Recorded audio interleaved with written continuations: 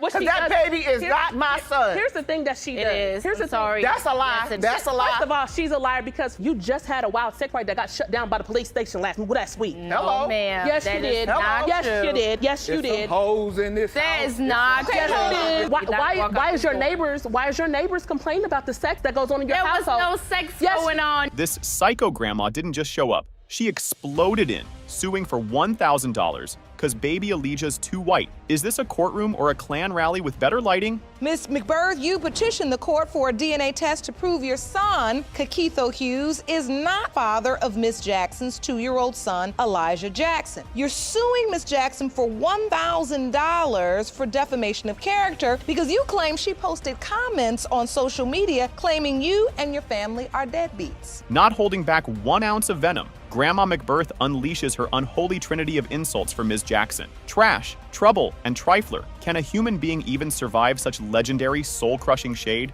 This woman is trouble. She is trouble with a capital T. She, as a matter of fact, I call her the 3 T's. Trash, trouble, and trifling. That's what she is. The little boy looks nothing like my son, any member of my family. Her evidence, you ask with bated breath? Baby Elijah is white as snow, with absolutely zero chocolate detected by her expert, red, delusional eye. Is this woman a geneticist or just spectacularly, undeniably racist? And you say the child looks nothing like your son. That baby white as snow. There's no way that could be my grandchild or my son's baby. He has no features like none of us. Nobody in my family look like that. Maybe because he is so white? Because he all the white. He ain't got no black in here. Everything I see got powder puff on it. I don't see no chocolate nowhere, okay? No, ma'am. Then Auntie Terrell, not to be outdone in the crazy department, swoops in like a rabid vulture, calling Ms. Jackson a vampire and a mere snack cake. Will the judge just order a psych eval for this whole damn train wreck family already? This DNA right here has been in our life. She's never was a girlfriend. You are a vampire. You are just a fly-by-night. We didn't know anything about you. He's been in a relationship for 10 years. In 10 years? He's been by in a relationship another for 2 woman, years. and for those 10 years. are my grandchildren. All she basically was for him was a snack cake on the side of his meal. As if that wasn't enough, Auntie then accuses Ms. Jackson of a police-busted wild nyan party complete with a live tone-deaf "Ho in this house" serenade. Is this paternity court or Mardi Gras gone horribly wrong? She's a liar because you just had a wild sex party that got shut down by the police station last week. Hello. No, ma'am. Yes, That you is did. not Yes, true. you did. Hoes in this That house. is Why is your neighbors complaining about the sex that goes on in your There was household? no sex going on. In a moment of hypocrisy so staggering it could win awards, Grandma actually admits her own son's a trifling disaster too, but shrugs it off because he's my son. Will her blatant, infuriating nonsense finally make Judge Lake's head literally explode? Miss McBirth, I have to ask you, you're very tough on Miss Jackson. Do you have anything to say about your son's behavior? My son I know exactly what type of person he is. He just as trifling as she is. He's a handsome guy. He's my son, and I know what he do. Just seeing a photo of her precious son kissing baby Elijah makes Grandma gag, literally wanting to throw up. Can her delicate stomach or her paper-thin case actually handle the truth bomb that's about to detonate? When you look at this picture, It make me want to throw up. it seems like your son is kissing the baby. It makes you want to throw It makes me wanna up. throw up, 'cause it's a Why? lie. For your son to be kissing an innocent child? Because it's not his. It doesn't matter, really, if he's showing the child love. Not his. Plot twist supreme. Alleged dad, Mr. Hughes, bless his quiet heart, calmly reveals he's biracial because his own father is white. Has Grandma's entire racist, hate-fueled charade just spectacularly collapsed in on itself? Do you believe you are Elijah's father? I just gave him the benefit of the doubt because I'm biracial. My father's white. So That child is not my son. But wait, there's more science. Now it's Nosebridgegate. Grandma fanatically swears her grandbabies are uniquely, genetically bridgeless, but Elijah dares to possess one. Is this her smoking gun, or just peak, certifiable delusion? You don't look like nobody All I my know. grandbabies don't have a bridge on their nose. That like little boy my got a bridge. Grandchildren all look alike. Every last one. All his kid, We're looking at the bridge of the nose. Right. And you're saying none of those match. None of those he match. has all of his He doesn't children look alike. nothing like my son. All of his Not a kids, thing. they look. Little Elijah apparently calls other men daddy? Mom hilariously and desperately blames this phenomenon on tall, light-skinned guys with hats. Is this baby just easily bamboozled by headwear? Or is there a secret daddy army lurking? Okay. I heard her, it was about a month ago. I was coming home from work and I heard her tell another guy who was out in the parking lot. She told him, she said, Cash, come on with daddy. Come with daddy. She called. I've heard him call other dudes daddy, though. Woo! Tell the But truth. he's Tell the truth. She makes it hard on herself, basically, because she feels a Exactly. lot of doubts in the situation. Were you having your son Elijah call someone else daddy? No, ma'am. The moment of truth for two white baby Elijah is finally here. After all the nosebridge nonsense and racist color charts, will Grandma's bonkers theories be utterly annihilated by cold, hard, unforgiving science? And whether Mr. Hughes is the father, Mr. Hughes, you are Elijah's father. Did she even tell you she was going into labor? She called me that day and told me, and I told her I'll come up there in a little bit, okay? Well, my family went up there. I called her back, said, hey, I'm on my way. She told me not to bother. Mr. Wheat passionately claims he's been robbed as a father to 19-year-old Sierra. But her mom, Ms. Greider, coldly states facts are facts, and he isn't her dad. You filed your case because you claim you've been robbed as a father. You are desperate to prove to the defendant that you fathered her 19-year-old daughter. You want to make up for lost time. Ms. Greider, you say, as much as you would like plaintiff to be your daughter's biological father, facts are facts, and he isn't her dad. Ms. Greider's legendary explanation for this paternity chaos. I was 19. I was young, dumb, and full of eggs, and I was doing me. Because I was 19, I was young, dumb, and full of eggs, and I was doing me. Young, dumb, and full of eggs and doing me. I don't think I've ever heard it explained like that. The bombshell truth. Ms. Greider confesses she was sleeping with 4 different men when Sierra was conceived. Mr. Wheat was just a one-night stand from Texas Nightlife Club. So how many guys were you with during the window of time your daughter was conceived? 4. And Mr. Wheat is one of them. Yes. One of them was my boyfriend. He was living with me at the time, and he went away. Mac had moved in with me. I met him through a mutual friend of all of ours. Yes, we were sleeping together. And then I had went out to Texas Nightlife, had a one-night stand with him at that time. In an act of baffling oversharing, she actually told all 4 men they could possibly be the father. This poor girl never stood a chance of a simple answer. Who was with you when she was born? Mac Ryder. Ah, now I get it. Man you were with went through the process with you. Yes, Your Honor. Greider, who signs the birth certificate? Does anybody sign the birth certificate? Yes, Your Honor. Mac Ryder did. And it's been on and off drama for 19 years. But poor Mr. Wheat tried to visit baby Sierra at the hospital, only for Ms. Greider to cruelly tell him not to bother coming. Talk about being shut out. Did she even tell you she was going into labor? She called me that day and told me, and I told her I'll come up there in a little bit. My family went up there. I called her back, said, hey, I'm on my way. She told me not to bother. Surprise guest, potential dad. Number 2, Mr. Mac Greider, the ex-husband who signed the birth certificate and named Sierra after their beloved Chevy truck, is in court. Mac Greider is here, and he believes he could be Sierra's father. Yes, ma'am. I was there, went to the doctor appointment. I named her. I signed the birth certificate. Sierra was born. You were there. Yes, ma'am. I was in the doctor. Signed the birth certificate. Yes, ma'am. You named her. Yes, ma'am. After a Chevy truck. Sierra, now 19 and in tears, just desperately wants to know who her real dad is after a lifetime of her mom's confusing possibilities. Upset that I never knew who my real dad was. And when you say you never knew, Never. you were always told that it was uncertain. I've had a father figure throughout the years, and he's watched me grow up, and she kept on telling me that these could be the possibilities, and I just had to live with it until today. I'm trying to figure out who my dad is. The first DNA results are in for Mr. Greider, the man who raised Sierra. Is he her biological father, or is this just the dramatic start of eliminating the 4 contenders? The first result is for Mr. Greider. When it comes to 19-year-old Sierra Sloan, it has been determined by this court, Mr. Greider, you are not the father.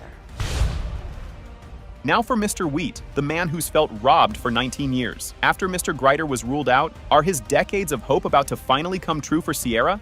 And I saw you, Mr. Wheat, because once I said Mr. Greider was not the biological father, the weight even became heavier for you that, well, if he's not, that's even more probability that I could be. It has been determined by this court.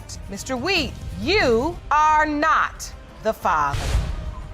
But my mom, however, had told me on more than one occasion that she had DNA done between me and Mr. Seaton. She also told my grandmother Karen, and when asked about the result, I contacted our local DNA centers and did some research, and they have no DNA on file. Ms. Jessica Seaton hauls her own mother, Ms. McPeak, into court, screaming paternity fraud after a 30-year lie about her real dad. You've brought your mother to court because you claim she committed paternity fraud and lied to you about the identity of your biological father. You were raised believing one man was your father, but are here to prove another is your dad. You've petitioned the court for a paternity test to finally prove the truth. Mother McPeak ain't having it, viciously calling her estranged daughter Jessica a very cold-hearted person who just doesn't care who she hurts. My daughter doesn't care who she hurts at all. She's a very cold-hearted person, and she just does not care who she hurts. The bombshell that cracked this 30-year secret wide open.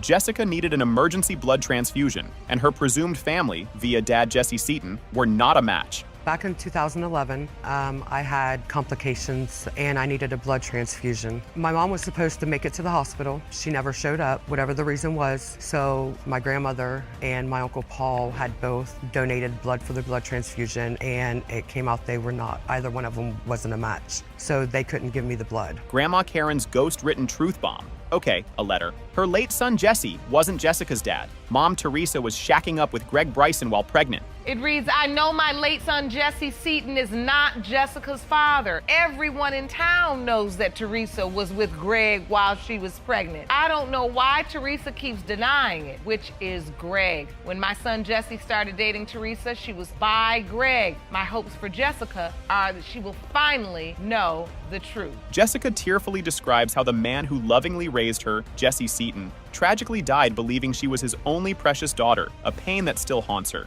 Jesse died when I was about 7.5, but from what I can remember, he was the perfect man, perfect dad. What hurts me the most is that this man died thinking that I was his only daughter. That right there alone hurts more than, the fact that I'm about to get results on whether or not Mr. Brighton or Mr. Seaton. The lies keep piling up. Jessica accuses her mom of also faking a DNA test result years ago between her and Jesse Seaton. Did this woman ever tell the truth? But my mom, however, had told me on more than one occasion that she had DNA done between me and Mr. Seaton. She also told my grandmother Karen, and when asked about the results, I contacted our local DNA centers and did some research, and they have no DNA on file. Mr. Bryson then drops a stunner. Years ago, McPeak kicked him out for Jesse Seaton, only to crawl back to him later, allegedly confessing, "This child I'm carrying, it belongs to you." Even though Jesse Seaton's on the birth certificate, I can guarantee you I'm the girl's father because she knows it. I come home from work, middle of Thanksgiving, there was all my stuff sitting outside. It's snowing. I'd already paid the bills, and people across the street let me move in. She had come over several times and told me to my face, I am sorry that I made a mistake, did what I did to Jesse. This child I'm carrying belongs to you. But wait, there's more. Bryson accuses Ms. McPeak of juggling 4 men back in the day, needing multiple men for multiple things. This just gets messier. Did you think you were the only one she was having? Oh, no, Your Honor. There were several other men she had been with. I found this out later on. But, it's, How many men did you find out she was with? 4. But, it's the kind of thing, without being rude to anybody and anybody taking anything offensively, there are those people that need multiple men for multiple things. Judge Lake holds the envelope that will rewrite Jessica's entire identity. Is her biological father her beloved late dad, Jesse Seaton, or the absolutely certain Mr. Bryson? It has been determined by this court. The biological father is Mr. Bryson. Thank you. I got married, which I shouldn't have. Just understand me, I'm sorry. I don't see you or get to talk to you, but I have to be miserable, no Kadeem. Then you write back, Mr. Ward, when I'm done with this, you can have all my time and you can have it now. I just want to get this divorce and be done with her. Ms. Norville drags Mr. Ward and his brand new wife, of just 2 weeks, to court for baby Jacqueline. blaming the wife for his sudden paternity denial. Ms. Norville, you summoned the defendant and his wife to court to prove that he fathered your 7-month-old daughter, Jacqueline. You say his denial stems from his immature wife, and you're here to set them straight. Because prior to him marrying the defendant, the person he's known that he knew for 2 weeks, he never denied it. She came with receipts. Norville dramatically reveals texts from Ward sent last night from his hotel with his wife, whining, "I got married, which I shouldn't have. I'm sorry." He just texted me last night. But that's Mrs. Ward. You understand what I mean? I'm so sorry. I didn't mean to get married. Do you have in your hand? The text message from him last night while he was in the hotel room with his wife. The texts get even juicier. Ward allegedly told Norville, "When I'm done with this marriage, you can have all my time. I just want to get this divorce." I got married, which I shouldn't have. Just understand me, I'm sorry. So that means what? I don't see you or get to talk to you, but I have to be miserable, no Kadeem. Then you write back, Mr. Ward, when I'm done with this, you can have all my time and you can have it now. I just want to get this divorce and be done with her. Plot twist upon plot twist. Ms. Norville admits she kicked Ward out while pregnant with Jacqueline because her other EX needed me. This web is tangled. We moved into an apartment together. Not even a week later, she's kicking me out, talking about she cheated on me. So it's like... Honestly, I pushed him away because my ex, he needed me. And I felt obligated. And if that wasn't enough, Ms. Norville drops another bombshell. She's pregnant again by Mr. Ward right now, while he's freshly married to another woman. Because he was married and I didn't want to deal with it. What do that have to do with my child? Honestly, he was married. I'm just over it. And I'm pregnant now. I'm just over it. I'm over him. He's a liar. Pregnant by Mr. Ward? I didn't want to do that. And I'm pregnant now. Surprise star witness, Kadeem's own mother, Carmelita Wilson, marches in, testifying for Ms. Norville and boldly declaring Jacqueline is her granddaughter. State your name for the record. My name is Carmelita Wilson. Hi, Ms. Wilson. And you are what relationship to? I'm Kadeem's mother. And yet you are standing next to Ms. Norville. Yes, I am. All right. Can you please tell the court why you're choosing to testify on the side that is opposing your son? Because Jacqueline, that's my granddaughter. Then Grandma Wilson unleashes a mega bomb about her new daughter-in-law. Mr. Ward's new wife allegedly cheated for 7 months of their barely year-long marriage. For my son to deny her because he say she cheated. Well, his wife cheated for 7 months. They only been married a year. So basically she cheated through the whole marriage. Mr. Ward sheepishly admits he also doubted his wife's baby, Kadeem Jr., because her affair text went all the way back to January, when that baby was conceived. So I was at work, someone was telling me something, because you know when you love somebody, you know if somebody doing wrong, you can feel it. Go home, I grabbed the phone, went through it. What do you know? I seen a message right there, boom, right in my face. When I seen that, it went all the way back to January. I like, dang, it was a long time, you know what I'm saying, for you to be talking to this person, you know, he pulling up to my house every time I go to work, was cheating on me. Was cheating. Hold your breath for this one. Ms. Norville then announces she's not just pregnant again by Mr. Ward, she's pregnant with twins. This man is a baby-making machine. And she's saying that it's your husband's baby again. Twins, my is more evident. Oh, twins, baby. Oh, ready. You Yes, said ma'am. twins? Twins. Yes, ma'am. The DNA results for baby Jacqueline are finally here. After secret texts, new wives, other babies, and now twins on the way. Is Mr. Ward her father? It has been determined by this court. Mr. Ward, you are the father. Yes, I knew. I found out I was pregnant when I moved back when Ian sent me money to come back. And this is his exact words. Oh, I'm gonna send you the money to come back so we could be a happy family and this and that. And did he know you had had the one night stand with somebody else? yeah, he knew, because I told him. 18-year-old Ms. Currington swears her 42-year-old ex, Kim Larson, begged her for baby Kawera. They kept trying and trying. Now he denies her. It makes me feel pissed off, because we planned this baby. Planned the baby? Yes, we did. What was said? He wanted to have a baby by me, and that was that. And we kept trying and trying. His explosive defense? He's got a new girlfriend and claims Currington is a player and unpredictable who plotted this whole baby situation to trap him. Yes, because I'm in another relationship. Mr. Kim Larson, you deny this baby. You say this baby's not yours. Yes, Honor. I can explain that to you. She's a player. She's unpredictable. She played a game with my emotion. She plotted. The great no protection debate. She screeches he don't believe in condoms. He fires back that she swore she was on birth control. Who's telling the truth here? Were you using protection? No. Then you were planning to have a baby. Your Honor. No, you told. He said he don't believe in condoms. But you told me you was on birth control. Oh. Yes. Enter Kim Larson's disapproving daughter, who viciously calls Currington a predator who took advantage of my dad and be messing around in the streets. I know these types of women. They prey men like this, like kind-hearted, very openly, and she took advantage of my dad. We don't even know if it's, if that's my dad's baby because she be messing around in the streets. So how are we supposed to know for sure if that's my dad's baby or not? So that's why we here. Their sketchy first encounter. At a hotel, he was desperately searching for his then-girlfriend. Ms. Currington sweetly offered to help him look, secretly hoping he wouldn't find her after spotting his nice car. I met Ian at the hotel. He came in, he approached me and asked me if I'd seen his girlfriend at that time. And I said no, but I would help you look for her. Yeah, I seen her pull up in that nice car. I'm like, who is that? So to find out he come in here looking for his girlfriend. Oh, you saw him pull up before he even got in the hotel. Look at him, get out his little cute car. And you thought he was handsome. Mm-hmm. Oh. He shamelessly admits being instantly attracted to her thickness when she paraded around in booty shorts. She happily admits taking his money in cars because he likes black women. Oh, he was giving an arrangement out. He was giving out benefits. Yes. And you were taking them. Yes, because he said he liked black women. Oh, and so you had thought you found yourself a nice little sugar daddy, little older man that was gonna do for you and your son. Mm-hmm. I decided to follow along, see how far she go with this. Within days, she claims, or mere weeks, he says, she had already shacked up in his place, joyriding in his car, while her cousins and maybe an extra boyfriend partied it up. She moved at my place. Within 2 weeks. Because we I bonded. moved at his place 2 days later and drove his car after I met him at the hotel. He had me drive his car. He let me. He was giving it to me like that. She had her cousins up in there. Also, my neighbor been calling me saying that she had multiple guys in my house. Whoever, I don't know what to believe. Plot twist. After their messy breakup,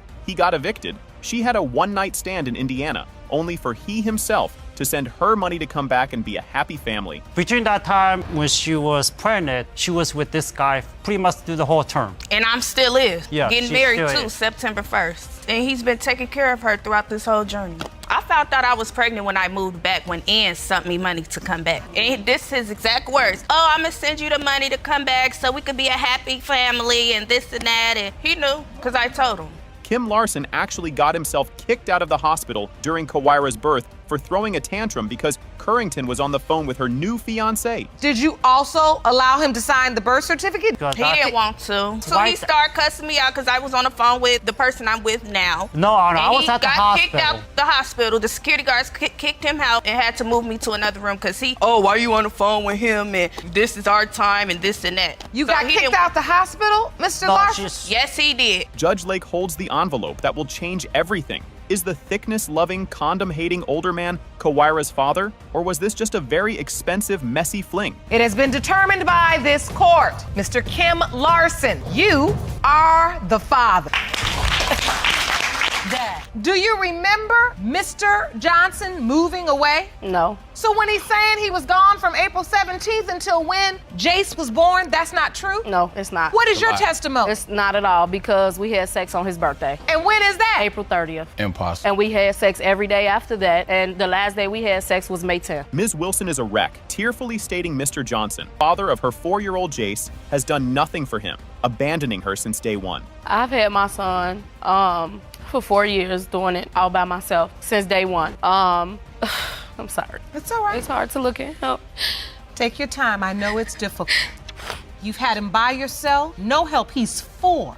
I have been struggling. Mr. Johnson's ice-cold defense? He's 100% certain he's not Jace's dad because Ms. Wilson was still totally hung up on her ex when they first hooked up. Mr. Johnson, you say you know 100% you're not the biological father. Yes, Your Honor. So you have not done anything to help Ms. Wilson raise Jace? No, Your Honor. Okay, first of all, when I got with Quadonna, she was dealing with her ex still, and he was still in the picture. No, I wasn't. So the Missouri alibi bombshell. Johnson swears he was living in a whole other state when Jace was conceived, even presenting a calendar claiming a 10+ month pregnancy if it's his. Why? Because, Your Honor, as I stated before, she was still involved with her ex. He was still in the picture. My son clearly looks like her ex. I contracted my story from my calculations. I was not even there when he was conceived. Yes, he was. Impossible. You're saying you weren't even there when the baby was conceived? No, it was not. I was living in Missouri. Her fiery counterattack. Wilson insists he never moved away, and little Jace was actually conceived during a steamy week of unprotected encounters right around his birthday. Miss Wilson, do you remember Mr. Johnson moving away? No. So when he's saying he was gone from April 17th until when Jace was born, that's not true? No, it's not. What is your testimony? It's not at all, because we had sex on his birthday. And when is that? April 30th. Impossible. And we had sex every day after that, and the last day we had sex was May 10th. Were they baby planning or not? She tearfully claims they were actively trying for a baby and even planning marriage. He flatly denies any such romantic notions ever happened. Before then, we had been trying to have a baby. December of 2012, he spent Christmas with his other kids at my house. During that time, when I finally moved into my apartment, which was March 1st of 2013, and he was there with me. We were doing it all the time because we planned on having a son. We was talking about getting married. I was like, well, I don't want to get married until we have the baby because I want to lose weight and fit in my dress. She claims that after she joyfully announced the pregnancy, he completely ghosted her for 2 years. He retorts that she actually told him to get lost after a huge argument. Just disappear, and I hadn't seen him no more after June 4th for 2 years.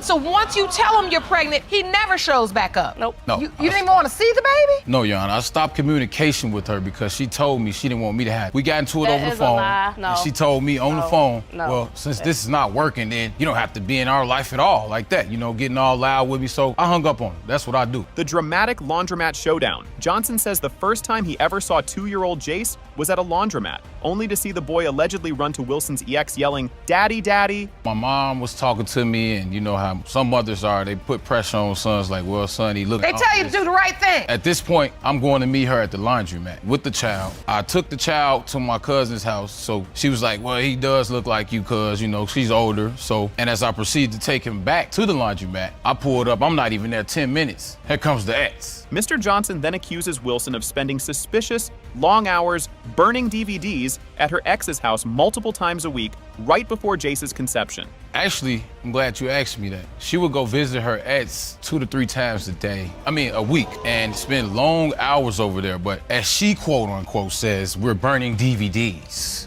Now, if you're leaving our house at 12 o'clock, you come back at 8, come on now. Y'all burning more than DVDs.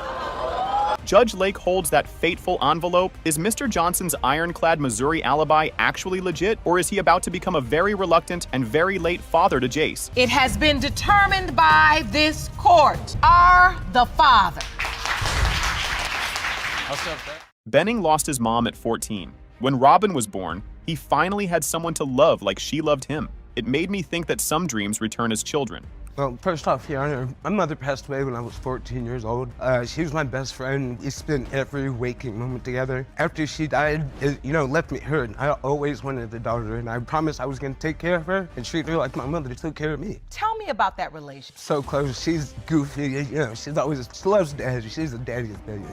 While his girlfriend gave birth, Benning got a message from a man saying the baby was his. Benning stayed quiet and signed anyway. Silence can sometimes be louder than pain. It actually happened during labor, Your Honor. I was in the hospital sitting across from Kayla. She was pushing this baby out. And I received a text from a guy telling me to leave the hospital because that's his baby and he needs to be there. What? I am in labor, literally in the hospital. And I received a text telling me that the child that I'm waiting to come isn't mine. She told Benning one man wasn't the father, but he knew there were others. I kept thinking how fast doubt grows when the truth is full of holes. So, Mr. Benning, you still build the relationship, but you still have a doubt? Yes, quite a few. First off, the DNA test doesn't mean anything considering the fact that she's cheated on me with more than one person. Oh. There could be other guys out there. That's just one, During every fight, she said Robin wasn't his. Her words hit like hidden punches. It felt cruel, even just hearing it from someone else. Anytime that something's wrong, I'm also reminded, oh, you're not her father. But if you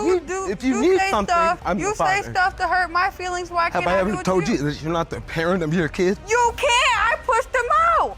So you're just gonna stab me in the back and tell me that I'm not the This is father why of we're the here today. kid that I take care of? This is why we're here today to prove it. Let's prove it.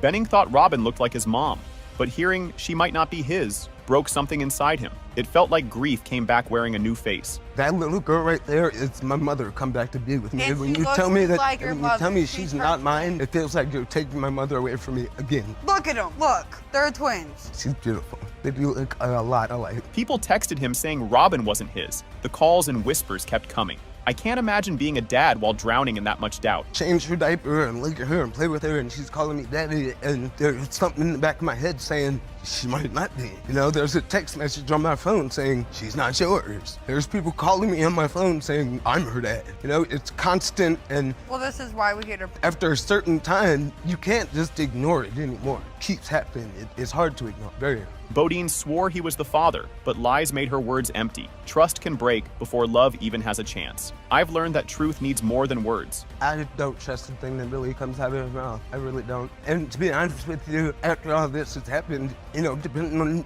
the doubts with Robin, I wouldn't know about my son as well. I think it's important that we get this family some clarity. The judge said he wasn't the real dad, but Benning stayed anyway. That kind of love doesn't need DNA to be real. It has been determined by this court. Mr. Benning, you are not the father. He got another message, this time about Jermaine Jr. Bodine said the baby might not be his just to hurt him. Some words cut deeper than facts ever could. There was a text to you, Mr. Benning, that says, I'm filing papers for a DNA test on Jermaine. That'll cause paternity doubt 24 hours a day, 7 days a week. If you're honest, sure does. Every day. Did you send it for good reason, or were you just being vindictive and mean? Vindictive and mean? Trying to hurt your feelings? Benning gave the baby his name and raised him. He did it all, feeding, hugging, playing. That's what real fatherhood looks like. No strings attached. Jermaine Jr.'s birth? Yes, I was in the hospital. while Did he you was sign born. that birth I certificate too? did sign his birth certificate. He has And my that's first name. been and submitted his to the junior. court. Jermaine Truth Benning Jr. Your concern is that the truth is you are not his biological father. Yes, Your Honor. The second test came. Like before, Benning.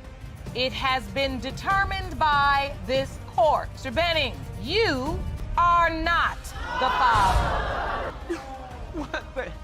Mr. Dark said Ms. Bailey lied and tried to trap him. He claimed they were together only once, long ago. I felt nervous just hearing the way he spoke. Mr. Dark, you say the defendant is a promiscuous liar who broke your heart 4 years ago, stepping out on your then relationship. You admit to having a one-night stand with her 2 years ago, but are furious. Ms. Bailey is now claiming you fathered her 11-month-old son, which you say is impossible. Bailey's friend told him she cheated while he was gone. He still tried to fix things, but it was too late. It made me wonder why people stay when broken. But when I come back, she was doing her best friend's hair at the house. So I came in. When I left out of the door to go to the store, her best friend came running out of the door to like, hey, Terrence, wait up for a second. I'm gonna go to the store with you. We went on to the store. Well, while we was going to the store, her friend started to tell me a story. She was like, well, I just want to tell you something. She was like, well, the whole time that you was gone, she was cheating on you. Her best friend told you This that? is what her best friend told me. The baby was born in November, but they slept together in March. The timeline didn't make sense. I couldn't stop thinking someone was definitely lying. You kept having sex until 2016. It was like early March. You have sex and you didn't use protection? No. ma'am. When was Jameer born? November 13th. If Jameer's birth date is November 13, 2016, then that means the conception window would be February 17th, February 24th, 2016. Right. Bailey pressured him to sign the birth paper. He did it so the baby had his name. That made me think how guilt can push us to act. And the reason why I signed the birth certificate, to answer your question, is because you told me at the hospital that if I didn't sign it right then I wouldn't have another opportunity to sign it. That's what you told me right there at the hospital. Forced you to sign it. You If signed it on your I own. didn't sign it, what was gonna happen? He won't have your last name. You won't get to sign it. Did you not say that? You know you said I did that. not tell you that. No, I did not. Okay, if you don't sign, okay, that's on you. Dark's girlfriend said her baby was made the same week next year. Her story matched the judge's timeline. My brain was spinning trying to keep up. What would you like to tell the court? Well, first, in my personal opinion, I don't feel like the baby looks like him. Just my personal opinion. Feel like there is a physical resemblance? No. Well, my due date is November 19th. My conception date is February 24th. Oh. Dark helped raise the baby, even while unsure. He gave him care, love, and time. That showed me what true responsibility looks like in the middle of doubt. That's why you don't have your first child, because you don't do for her. I've been a part of his life. I've gotten him. I've taken him with me. I've kept him. I took him to Alabama with me when I went to my granny's funeral last month. And my whole family said that that's not your child. So when your whole family said that's not your child. My mama said, boy, if you don't get that baby out of here. The judge said Dark is the legal dad since he signed. That's final, no matter the truth. I'd panic too if I made that choice too soon. Even if he has not bought him something, he will be buying him things and paying child support because you put your name on that birth certificate, and that makes you the legal father. You do understand that, right? By signing that birth certificate, you have said to your state, I am acknowledging that I'm the father of this child, which means you're responsible to take care of the child. The DNA test showed Dark, wow, this will hit harder than anything else in the episode. It has been determined by this court. Mr. Dark, you are the father. Ms. Lopez entered the courtroom like a storm. She said Mr. Carbajal faked a DNA test to avoid being a dad. I felt the shock hit me hard. Ms. Lopez, you are here today because you claim the defendant, Mr. Carbajal, allegedly perpetuated a DNA testing scam to try to deny paternity of your kids. You say you are tired of struggling daily to take care of your children alone, and you need to prove he's their biological father today. They met online and things moved too fast. He said they were intimate without protection the first night. She denied it, but admitted it happened soon. How does it go so far?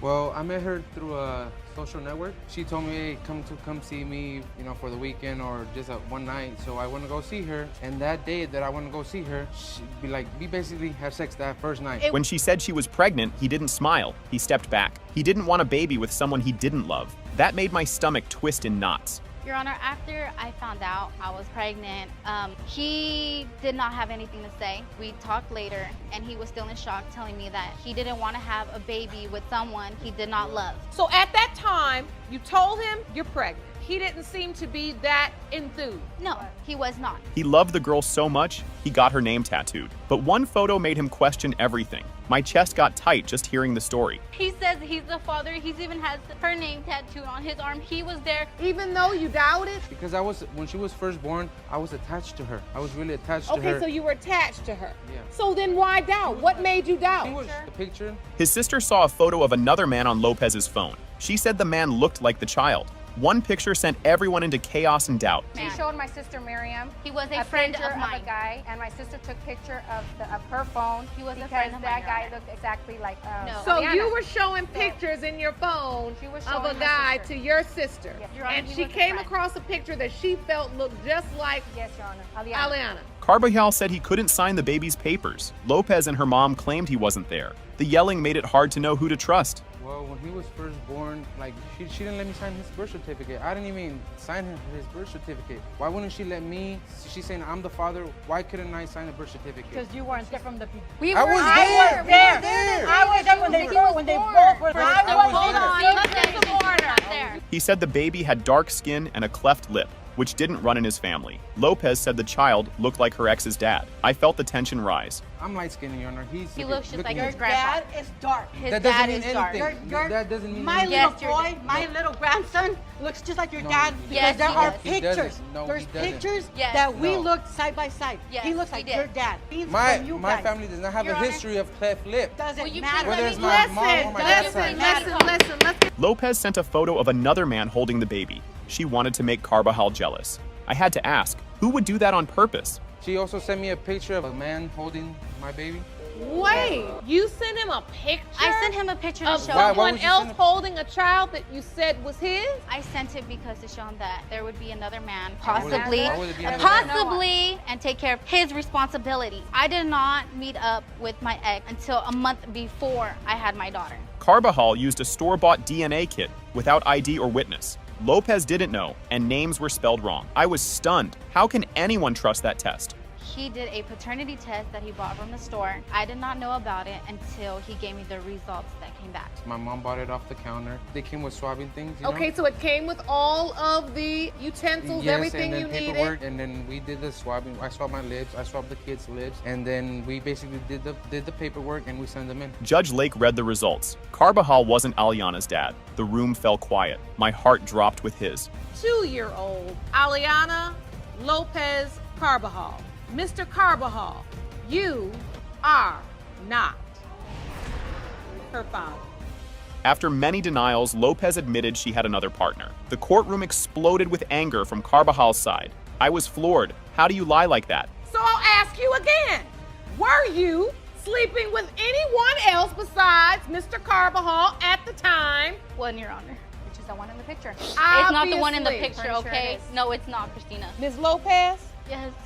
you stood in this courtroom and lied. Then it got worse. Mr. Carbajal, you are not. Thank you. Noah's Thank father. you, Your Honor. Thank you.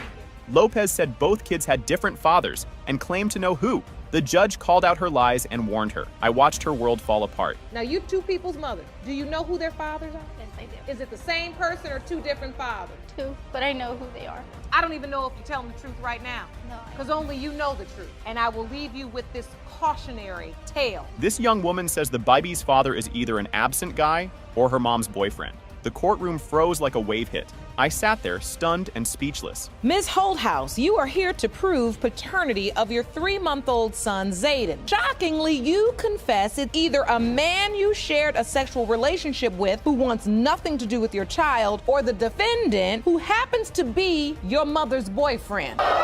It all began with a strange text sent by mistake. Days later, she wore tight clothes and they flirted nonstop. I still don't get how it got bad so fast. It started out as a text message, Your Honor. I received wasn't supposed to come to me and a word was misspelled. It was a word. A few days later, tight clothing, little skirt, breast out. Next thing you know, one thing led to another. We started flirting with each other back and forth. Things just escalated from there. Did you ever think in your mind this is inappropriate? She snuck out of Grandma's house and met him at the park. They didn't just talk, they were intimate outside. I couldn't believe how casual she made it sound. I snuck out of my grandma's house that night and we went to a park. And what happened at the park? We had sexual relations. So you got a phone call while you're at your grandmother's house? Yes, Your Honor. For 6 months, they hid the secret from everyone. People only found out after both got arrested. I was sweating just thinking about their double life. So how long did this sexual relationship last? It was about 6 months. Did your mother have any idea this was going on? She didn't have any idea until Mr. Chenault and her got locked up and he got out while he was in jail. She had kind of manipulated both of us, saying that I told her about what we did and I never said anything, and she said that he told her about what we did and he never said anything. One day, her mom walked in and caught them. No excuses, just pants down and chaos. My jaw dropped hearing how that scene went down. She caught me standing in front of her, my pants unzipped. She was really furious and upset, and we basically got into huge arguments and fights about things that were going on. And so when you found out you were pregnant, Ms. Holthouse, did your mother know anything about this? No, Your Honor. Her mom had a baby with him just months earlier. That means their kids could be half siblings. I paused the video. I needed to breathe. As my mom was pregnant with my sister, my sister is Mr. Chenault's daughter. How old is her daughter? She's about to turn 11 months. How old is your child? He is 3 months. 3 months. They still live together but can't talk or share rooms. Her mom listens in, even lowers the TV. I can't imagine living under those rules. Oh, we actually all stayed together. You all stay together? Yes, ma'am. You all live together? Yes, Your Honor. Well, there are rules laid down for me and Miss Holthouse, her daughter. We're not allowed to be in the same room together. We're not allowed to talk or text each other. We're not supposed to really even be around each other. And if we are in the same room together, she turns down the TV so she can hear the conversations that we're having. They say they stopped seeing each other in September, but their body language says otherwise. Even the judge felt the lies in the air. The last time we were intimate, Your Honor, was about September. Haven't had any more contact? No, Your Honor. I've been a lawyer for a lot of years. You all's body language is off. DNA test says my heart raced like I was in that room. It has been determined by this court. You are not.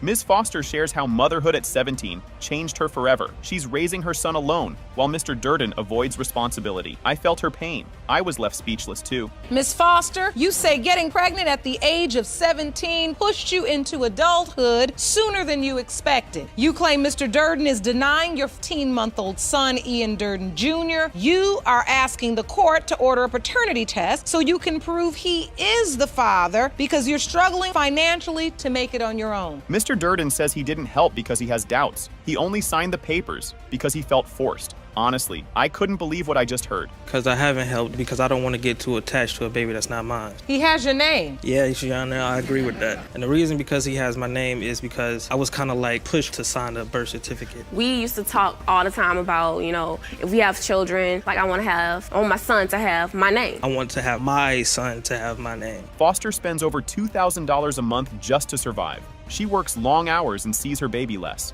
My heart broke hearing how tired she sounded. You say your expenses, just for you, $750. That's food, getting back and forth to work, etc. For the baby, you're spending about $1,535, $2,285, which leaves you in the negative every month, $637. So you're going under and you're going under fast. She says they had unprotected intimacy one emotional night. She believes that's when her son was conceived. He says he doesn't even remember it. If it's not the case, we did use condoms sometimes. Not all the time, not 100% of the time. After that, he wanted to talk. He called me to a restaurant. We sat down and we talked for him. Read some text messages that were between me and a guy that saw a picture. It was, we were on a break. Me and Ian were not together. He was someone who was comforting me at the time. It was not anything. We never had or anything like that. Durden signed the papers to avoid embarrassing her. He still doubted the baby, but wanted to be a man. I'm stunned. I don't know what I'd do either. Mr. Durden,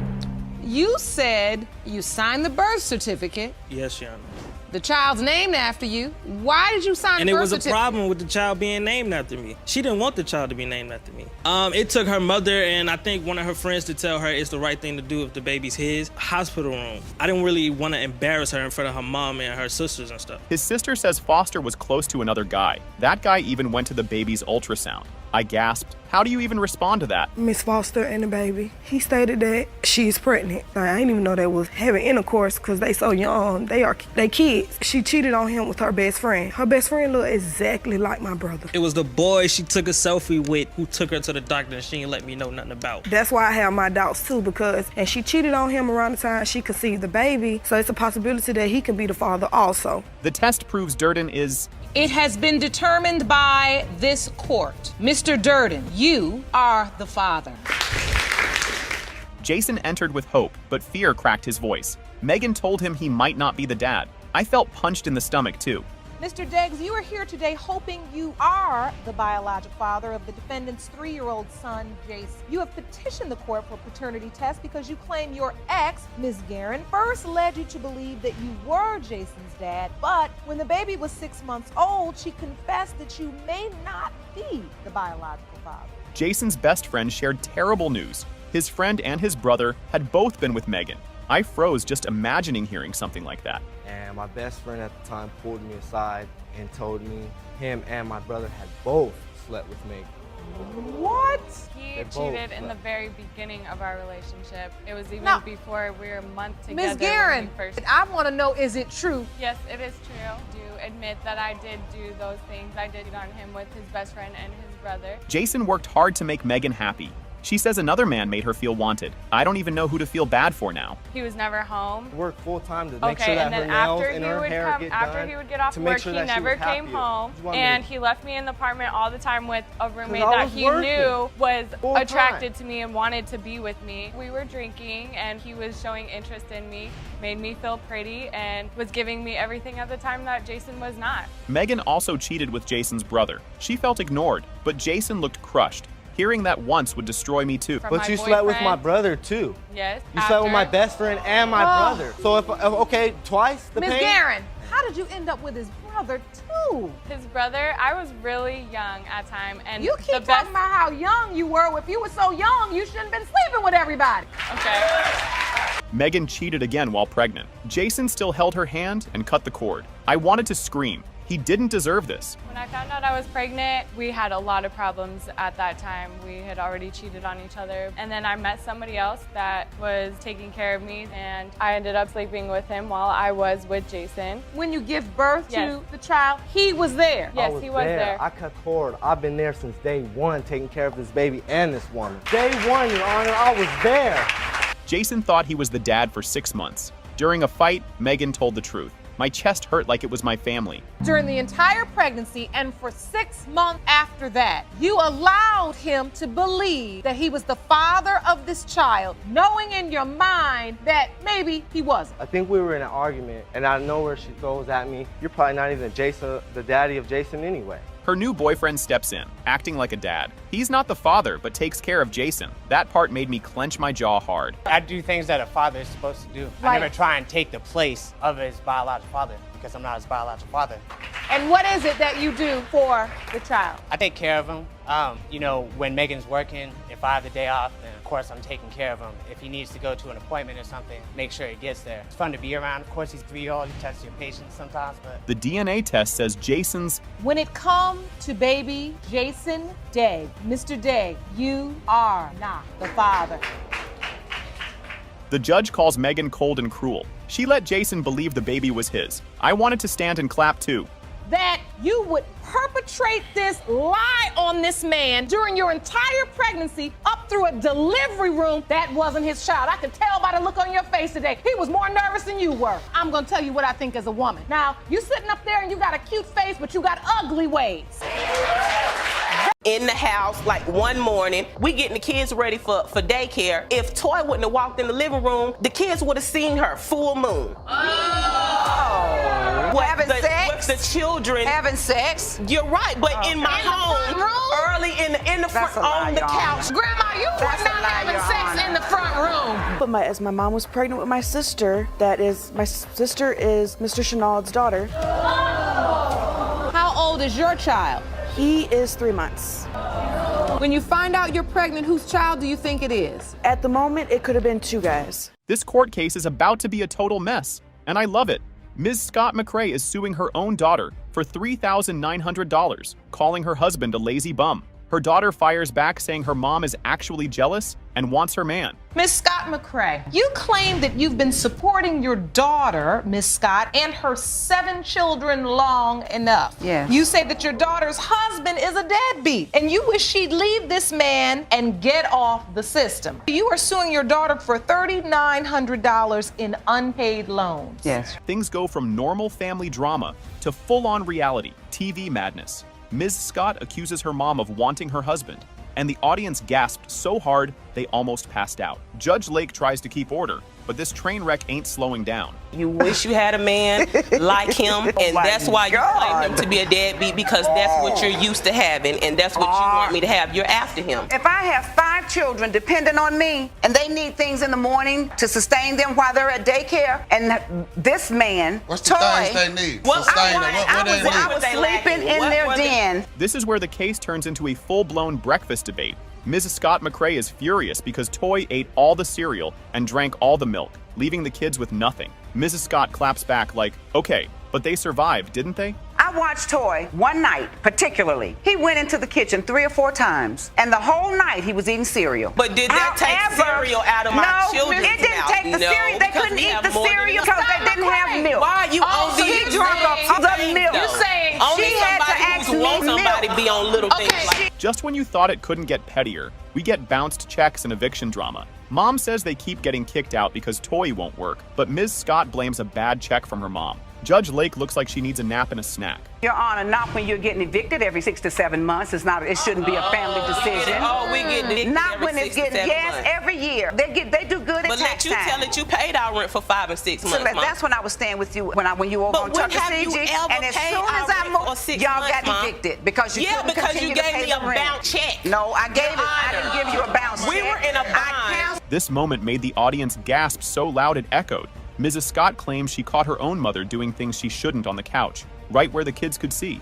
Mom denies it, but Judge Lake looks like she wants to leave the courtroom immediately. In the house, like one morning, we getting the kids ready for daycare. If Toy wouldn't have walked in the living room, the kids would have seen her full moon.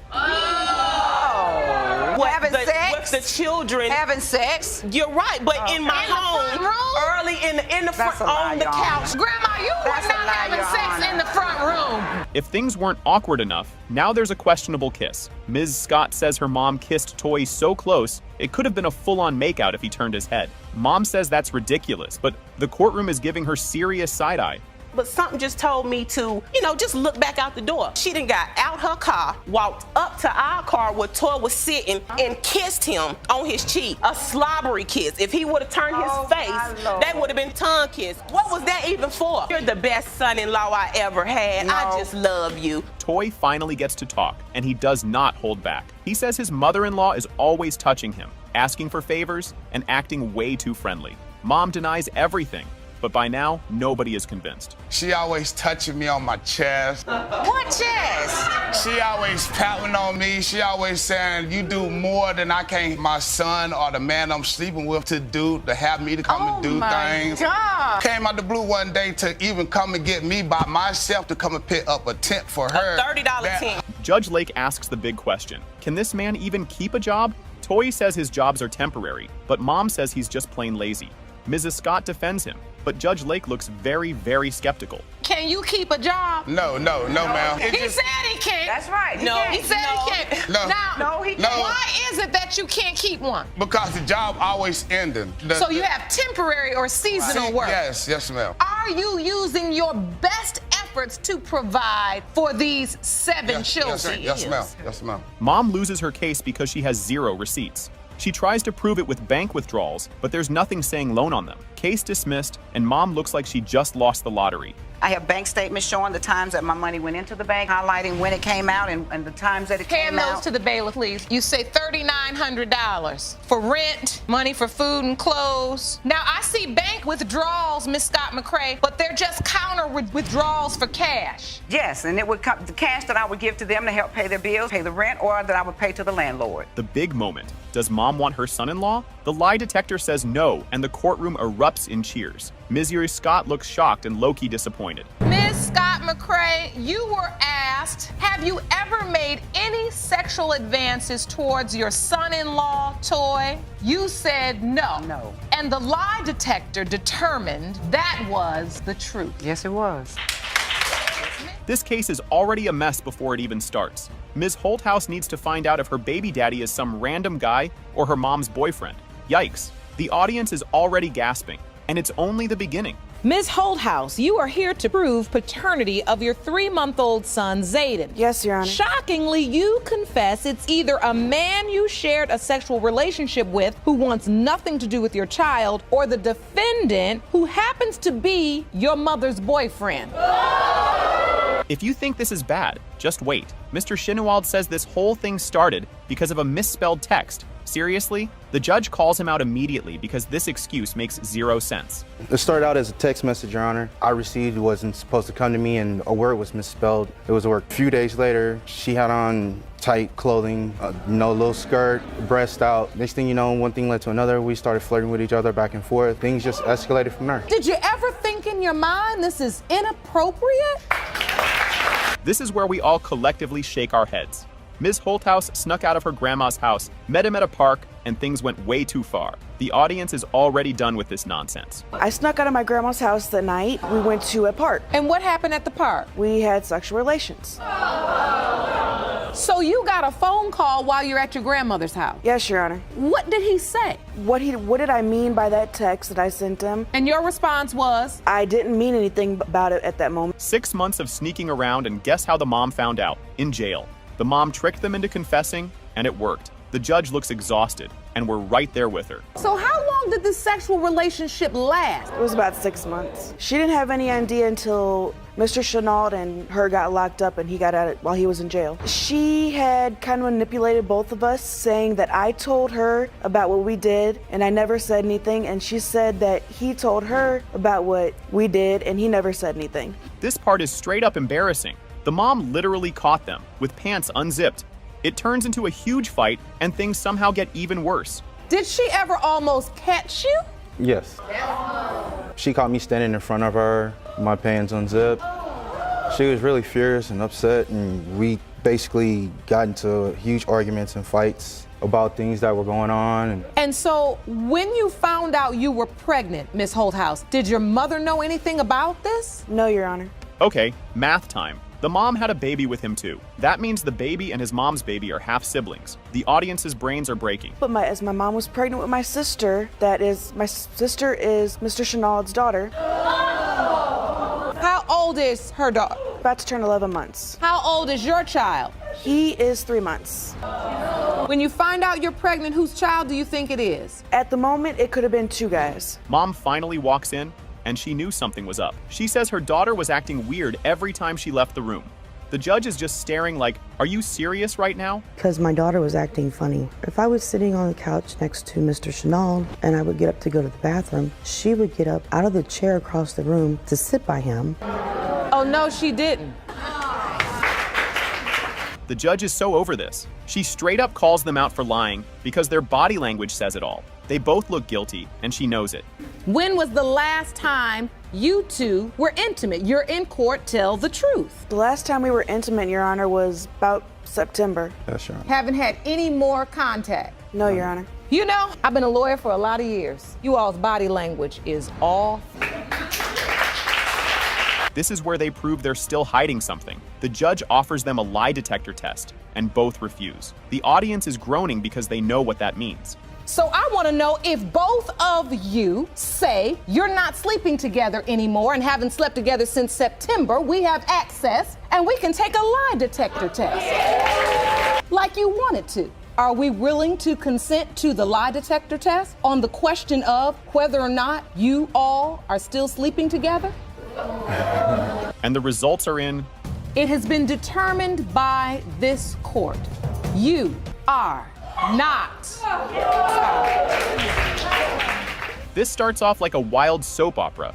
Mr. Rash says his wife cheated with 5 brothers and has another guy's name tattooed on her. Somehow he still tried to forgive her, but now he needs and admits she cheated a lot. She also casually drops that another guy might be the dad. The courtroom looks like they just watched a plot twist they didn't see. Yes, ma'am. Solely. Yes, ma'am. Right? She admits she cheated with one of the 5 brothers at a family picnic. Mr. Rash looks like his brain is. This case started off wild, like a soap opera mixed with a reality show. Ms. Rainey wants a paternity test and cash from Mr. Matthews, who swears he ain't the dad.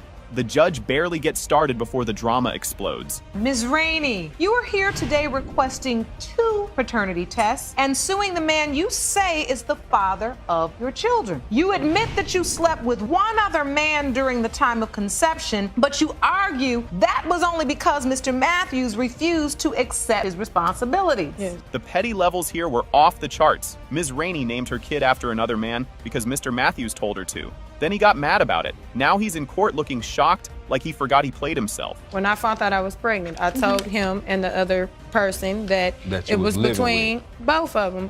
Because you weren't sleeping with anybody else during the time of conception. I slept with him and Rondell. It's not possible that it can only be between me and one other person. She is known to have family trees in her. When I say this, I mean it's like... This relationship had more ups and downs than a roller coaster. Ms. Rainey says they were together for 8 years, but Mr. Matthews acts like she was just a random. The judge had to step in because they were both yelling like it was a rap battle. You're saying that you all were together? Of course. Yes, I dealt with him for 8.5 years. Yes, Right. I did. I was in love with this man. Was not going to do what you needed him to do and to step up and do. Oh, it was before you, and it was like before then, and this was still while you was gone, and I was messing with this other person. Yeah, I might have did, but we used the condom and, you know, all type of stuff like. The nerve of this man is unreal. Ms. Rainey says she supported him financially, and he straight up admits he took the money. The judge hits him with the "you can't be broke" and disrespectful speech. Oh, you're criticizing her, and yet you openly admit you were living off of her and letting her take care of you. I don't care if she was at the store handling for money all day. If she came back and gave it to me, I'ma take it. There's nothing. He's nowhere. Now, I gotta drop a little knowledge on you, Mr. Matthews. If these kids are yours today, you gonna be paying for it. This part was straight up heartbreaking. Ms. Rainey talks about growing up in foster care and how her own dad, who lives around the corner, never checks on her. She says she's done struggling alone, but Mr. Matthews still looks unbothered. I had my rough life, in and out foster care, being homeless, 14 years old on my own. I'm 26 now. I gotta live with my cousin because I don't have no help. And if I need help, $1, I can't even get $2 from him to get on the bus to take his kids to the doctor. Or taking care of these kids on my own. Watching this man dodge responsibility was wild. Ms. Rainey says she loved him, but all she got in return was disrespect. The judge is done with his excuses and is ready to get to the truth. I loved him and never got love back. All I ever got was being mistreated, talked about to his other females, baby mamas, or whatever he want to call them. Mr. Matthews, you are his father. This whole thing is already a train wreck, and it just started. Alicia brings her mom to court to find out if the dad who raised her is actually her dad. Turns out mom was kind of busy back in the day, so nobody knows for sure.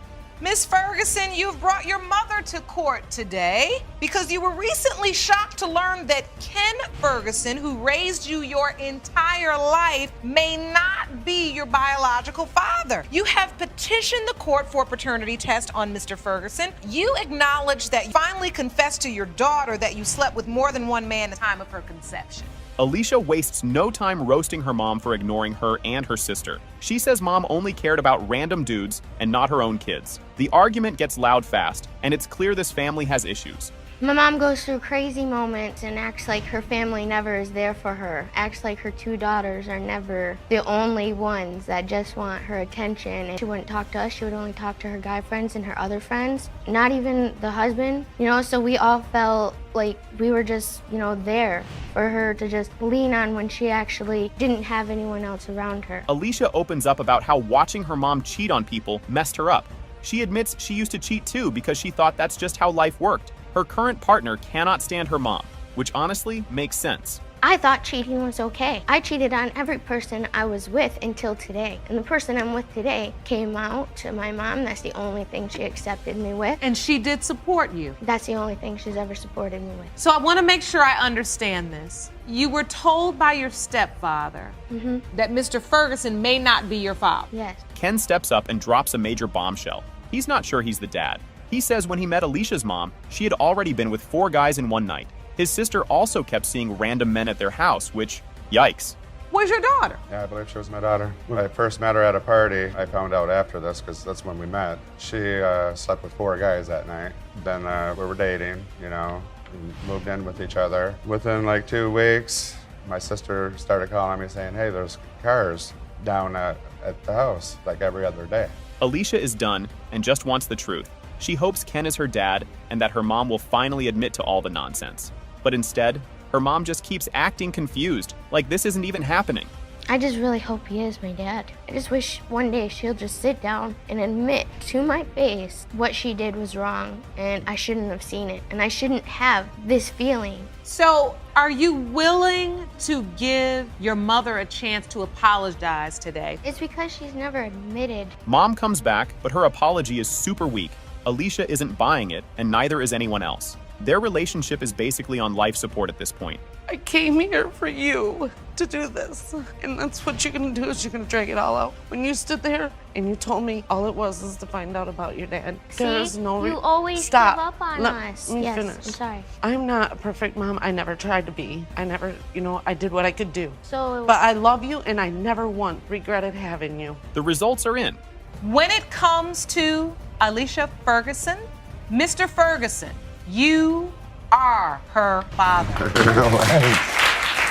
This case starts off crazy, and it's only going to get worse. Ms. Davis says she got back with her ex after 15 years apart, but now he denies being their baby's dad. She's here with a DNA test to prove him wrong. Ms. Davis, you say that after a rocky marriage and nearly 15 years separation, you reconnected with your ex-husband 3 years ago. You say Mr. Simpson is now denying he is your 2-year-old daughter Elizabeth's father, and you intend to prove paternity today. Mr. Simpson claims Ms. Davis cheated on him not once, not twice, but 11 times. He even caught her making out with another guy in their car while he was inside the house. Ms. Davis admits it, but says, "At least I was honest." Your Honor, for a fact, I've known 11 times that she's cheated in her previous relationships. We were married 15 years ago. She tells me after I get off work to stay in the house. She got somebody coming to visit her. I stay in the house. Somebody pulls in my driveway. I walk out and she's in the car making out with these people. Somehow, after all that, Mr. Simpson still took her back because he thought she had changed. But then he started noticing the same old shady behavior. It was like watching someone run back into a burning house and act surprised when they get burned. Did you feel like she had changed? Yes, she had kids with the other guys after we separated. You felt like motherhood had cured her? Yes, as it would anyone. There's a lot of coincidences, the same as before, that she's going out, sitting in cars in the middle of the night. I get family and friends telling me that she's bringing guys in my house all the time while I'm gone. Mr. Simpson says he was too stressed to, well, do anything. Yet Ms. Davis was taking pregnancy tests every week. She says she didn't take them until after he left. Somebody is lying, and the judge is not amused. I just came out of a relationship. I have my own kids. I've got custody of all my kids. Things just wouldn't rise to the occasion because of all the stress that I was going through. All right, but yeah. Oh, okay. You said that very respectfully. I understand. The first month we're together, she's taking a pregnancy test every week, once, twice a week. Oh! Why was Ms. Davis sneaking out at midnight to sit in some guy's car for hours? She says they were just talking. But why not talk inside? The judge is looking at her like, girl, seriously. In the middle of the night, it's 11 o'clock of the night time. I'm in the bed. She's getting up, walking out the door to go sit in the neighbor's car. She sits out there for 2 to 3 hours before she comes back in. Okay, but nobody told him that he couldn't come out there. The same person that gave me and my daughter a place to stay. So yeah, I was still friends with her. I wasn't doing anything, just talking. Instead of dealing with the drama, Mr. Simpson kicked Ms. Davis out while she was pregnant, through a text. Then he let his ex-wife move in. This guy took messy to a whole new level. You said he let his ex come live in the house with you all? Well, no, he via text kicked me out while I was pregnant to let his ex-wife move back in. And you thought the baby wasn't yours? It wasn't like that. I didn't think she was able to be truthful, faithful. This man really said he doesn't think the baby is his because she has curly hair. He says everyone in his family has straight hair, so something isn't adding up. The judge is basically done with him at this point. She's beautiful. I mean, you see the curly hair and all my family's straight-headed. I've got Cherokee blood, and I don't know anybody in my family that... You don't feel like she bears any resemblance to your family? No. Or the trait? No. You feel like her curly hair is something that... Yes. The whole room goes silent. Then boom. It has been determined by this court. Mr. Simpson, you are the father. I met her walking around my apartment complex. She was with some mutual friends, and I thought she was very attractive, and I talked to her. We exchanged numbers. We had sexual contact later on that night. Same night you saw her walking around the parking lot? Yes, ma'am. So was this sex protected? No, ma'am, it wasn't.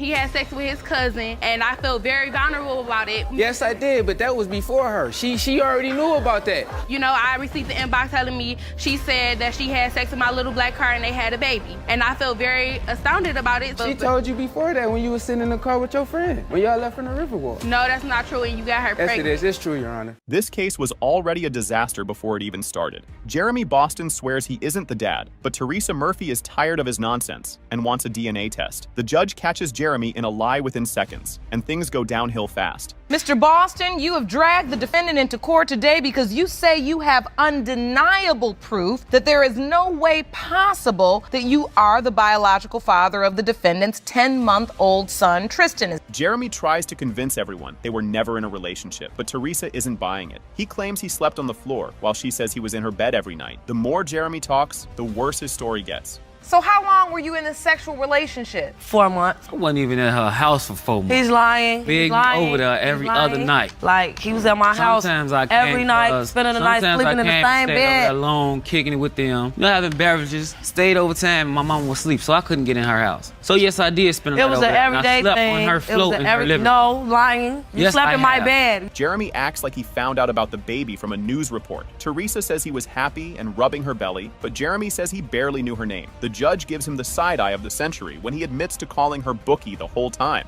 He started coming over my house, spending the night. We had sexual encounters plenty of times on several occasions in my bedroom. When I first found out I was pregnant, he was happy. He came over to my house. He's like, oh, he rubbed my belly and everything. He was smiling and everything. She was pregnant. That family member came in the house and told me, well, you know somebody named Teresa? At the time, I didn't know her government name. Only thing I knew was He's lying. Jeremy swears he wasn't around when the baby was conceived. Teresa says that's a lie, and that he even came to visit the baby after birth. Jeremy admits he held the baby, but only to check for clues. After I had the baby, Your Honor, he came to Chicago to see my baby. I moved back to Chicago with my mom. Actually, I have proof. He came to Chicago to see my son. He asked me to take a picture of him and his son and put it on Facebook, and that's what I did. Tristan and Mr. Boston. Mr. Boston and Tristan. Yeah. Just when it couldn't get wilder, another man enters the mix. Turns out Teresa was also with Tyron Gregory, who straight up blocked her on Facebook when she told him she was pregnant. The audience gasps, but let's be real, this is normal for paternity court. She texted me on Facebook and told me she was pregnant. I never talked to her again. Like, I blocked her, so he basically never... You got a message on Facebook that she was potentially pregnant by you and you deleted her? Blocked it. He actually blocked me, Your Honor, because he had went back home to his girlfriend and he thought that I was gonna break up a happy home, which it wasn't nothing like that because I don't wanna break up no happy home. This is about my son. Teresa's best friend, Quiana, jumps in to expose more lies. She says Jeremy was at Teresa's house all the time and was not sleeping on the floor. Jeremy tries to act surprised, but the judge looks like she's heard enough. I was living with Teresa the whole time. And he was sleeping on the floor. He was sleeping in my bed. Was Mr. Boston the only man coming over there within that 4-month period? When she was seeing him, he was the only man. They broke up. They weren't talking for like 2 weeks. That's when she started messing with Mr. Gregory. Teresa put Jeremy on child support, even though she wasn't sure he was the father. The judge is not happy and warns her that this could cause big problems. Teresa basically shrugs and admits she did it out of pettiness. I put Mr. Boston on child support. You did what? I ain't getting no letter. Proof. Why would you arbitrarily choose Mr. Boston and put him on child support? At the time when I conceived, I didn't talk to neither one of them, but I had Mr. Boston information as far as his birthday, his social security number, and everything. Mr. Boston, you are not the father. Buckle up, this drama is next level. Ms. Nesbitt sues Mr. Henderson for paternity, claiming he only buys diapers for their baby, Zian. He denies being the father, saying she was with the neighbor. Ms. Nesbitt, you are suing to prove to Mr. Henderson that he is the father of your 7-month-old daughter, Zian. You say that when the results prove you right, you expect Mr. Henderson to step up. Mr. Henderson, you claim your case is simple. You say Ms. Nesbitt cheated on you with her neighbor during the window of conception, and he is Zian's biological father. Things get weirder. Ms. Nesbitt says Mr. Henderson treats her other kid better than his own. He admits he doesn't want to care for another man's child, but he already is. Make it make sense.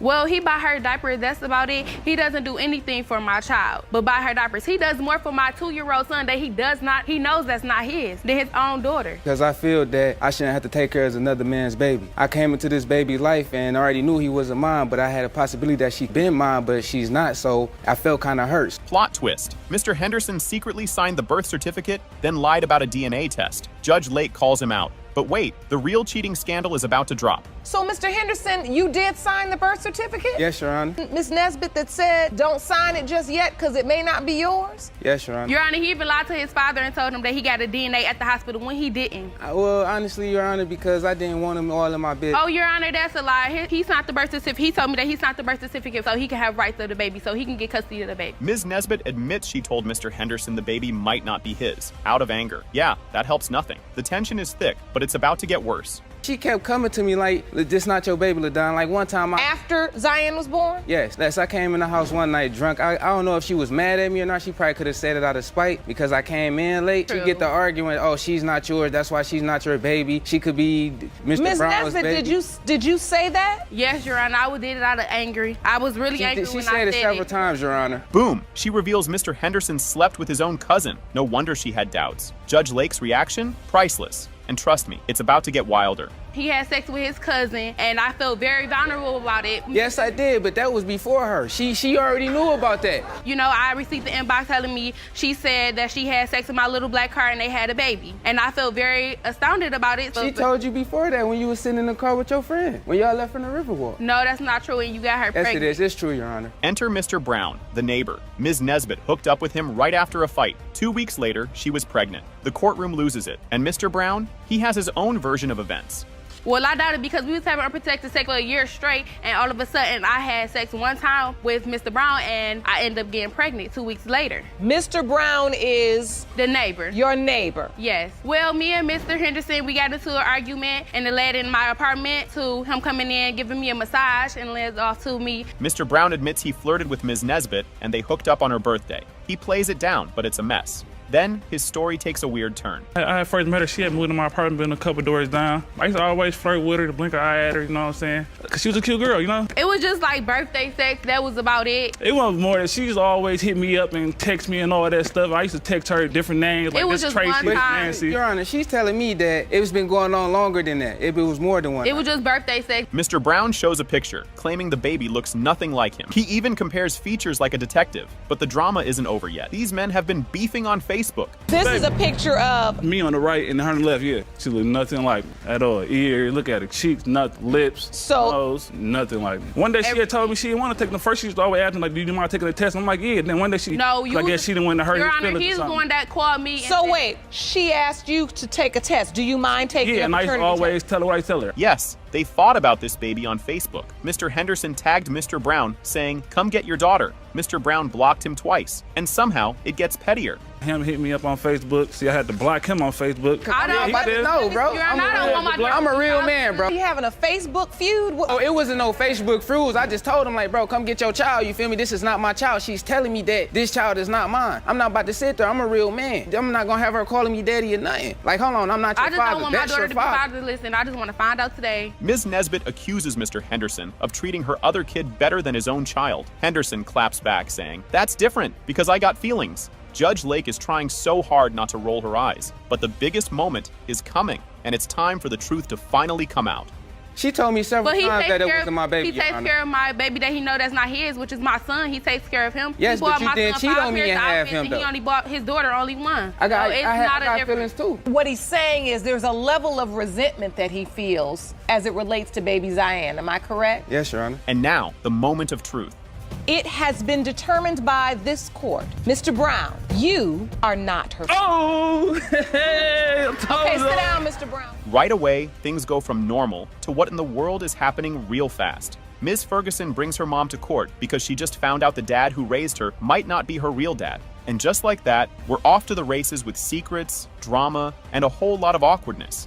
You've brought your mother to court today because you were recently shocked to learn that Ken Ferguson, who raised you your entire life, may not be your biological father. You have petitioned the court for a paternity test on Mr. Ferguson, whom we'll hear from in a moment. You acknowledge that you finally confessed to your daughter that you slept with more than one man at the time of her conception. If you thought this was going to be a calm chat, think again. This is a full-on family roast session. Ms. Ferguson calls out her mom for ignoring her kids and sneaking around with other men, while her mom acts like she has no clue what's happening.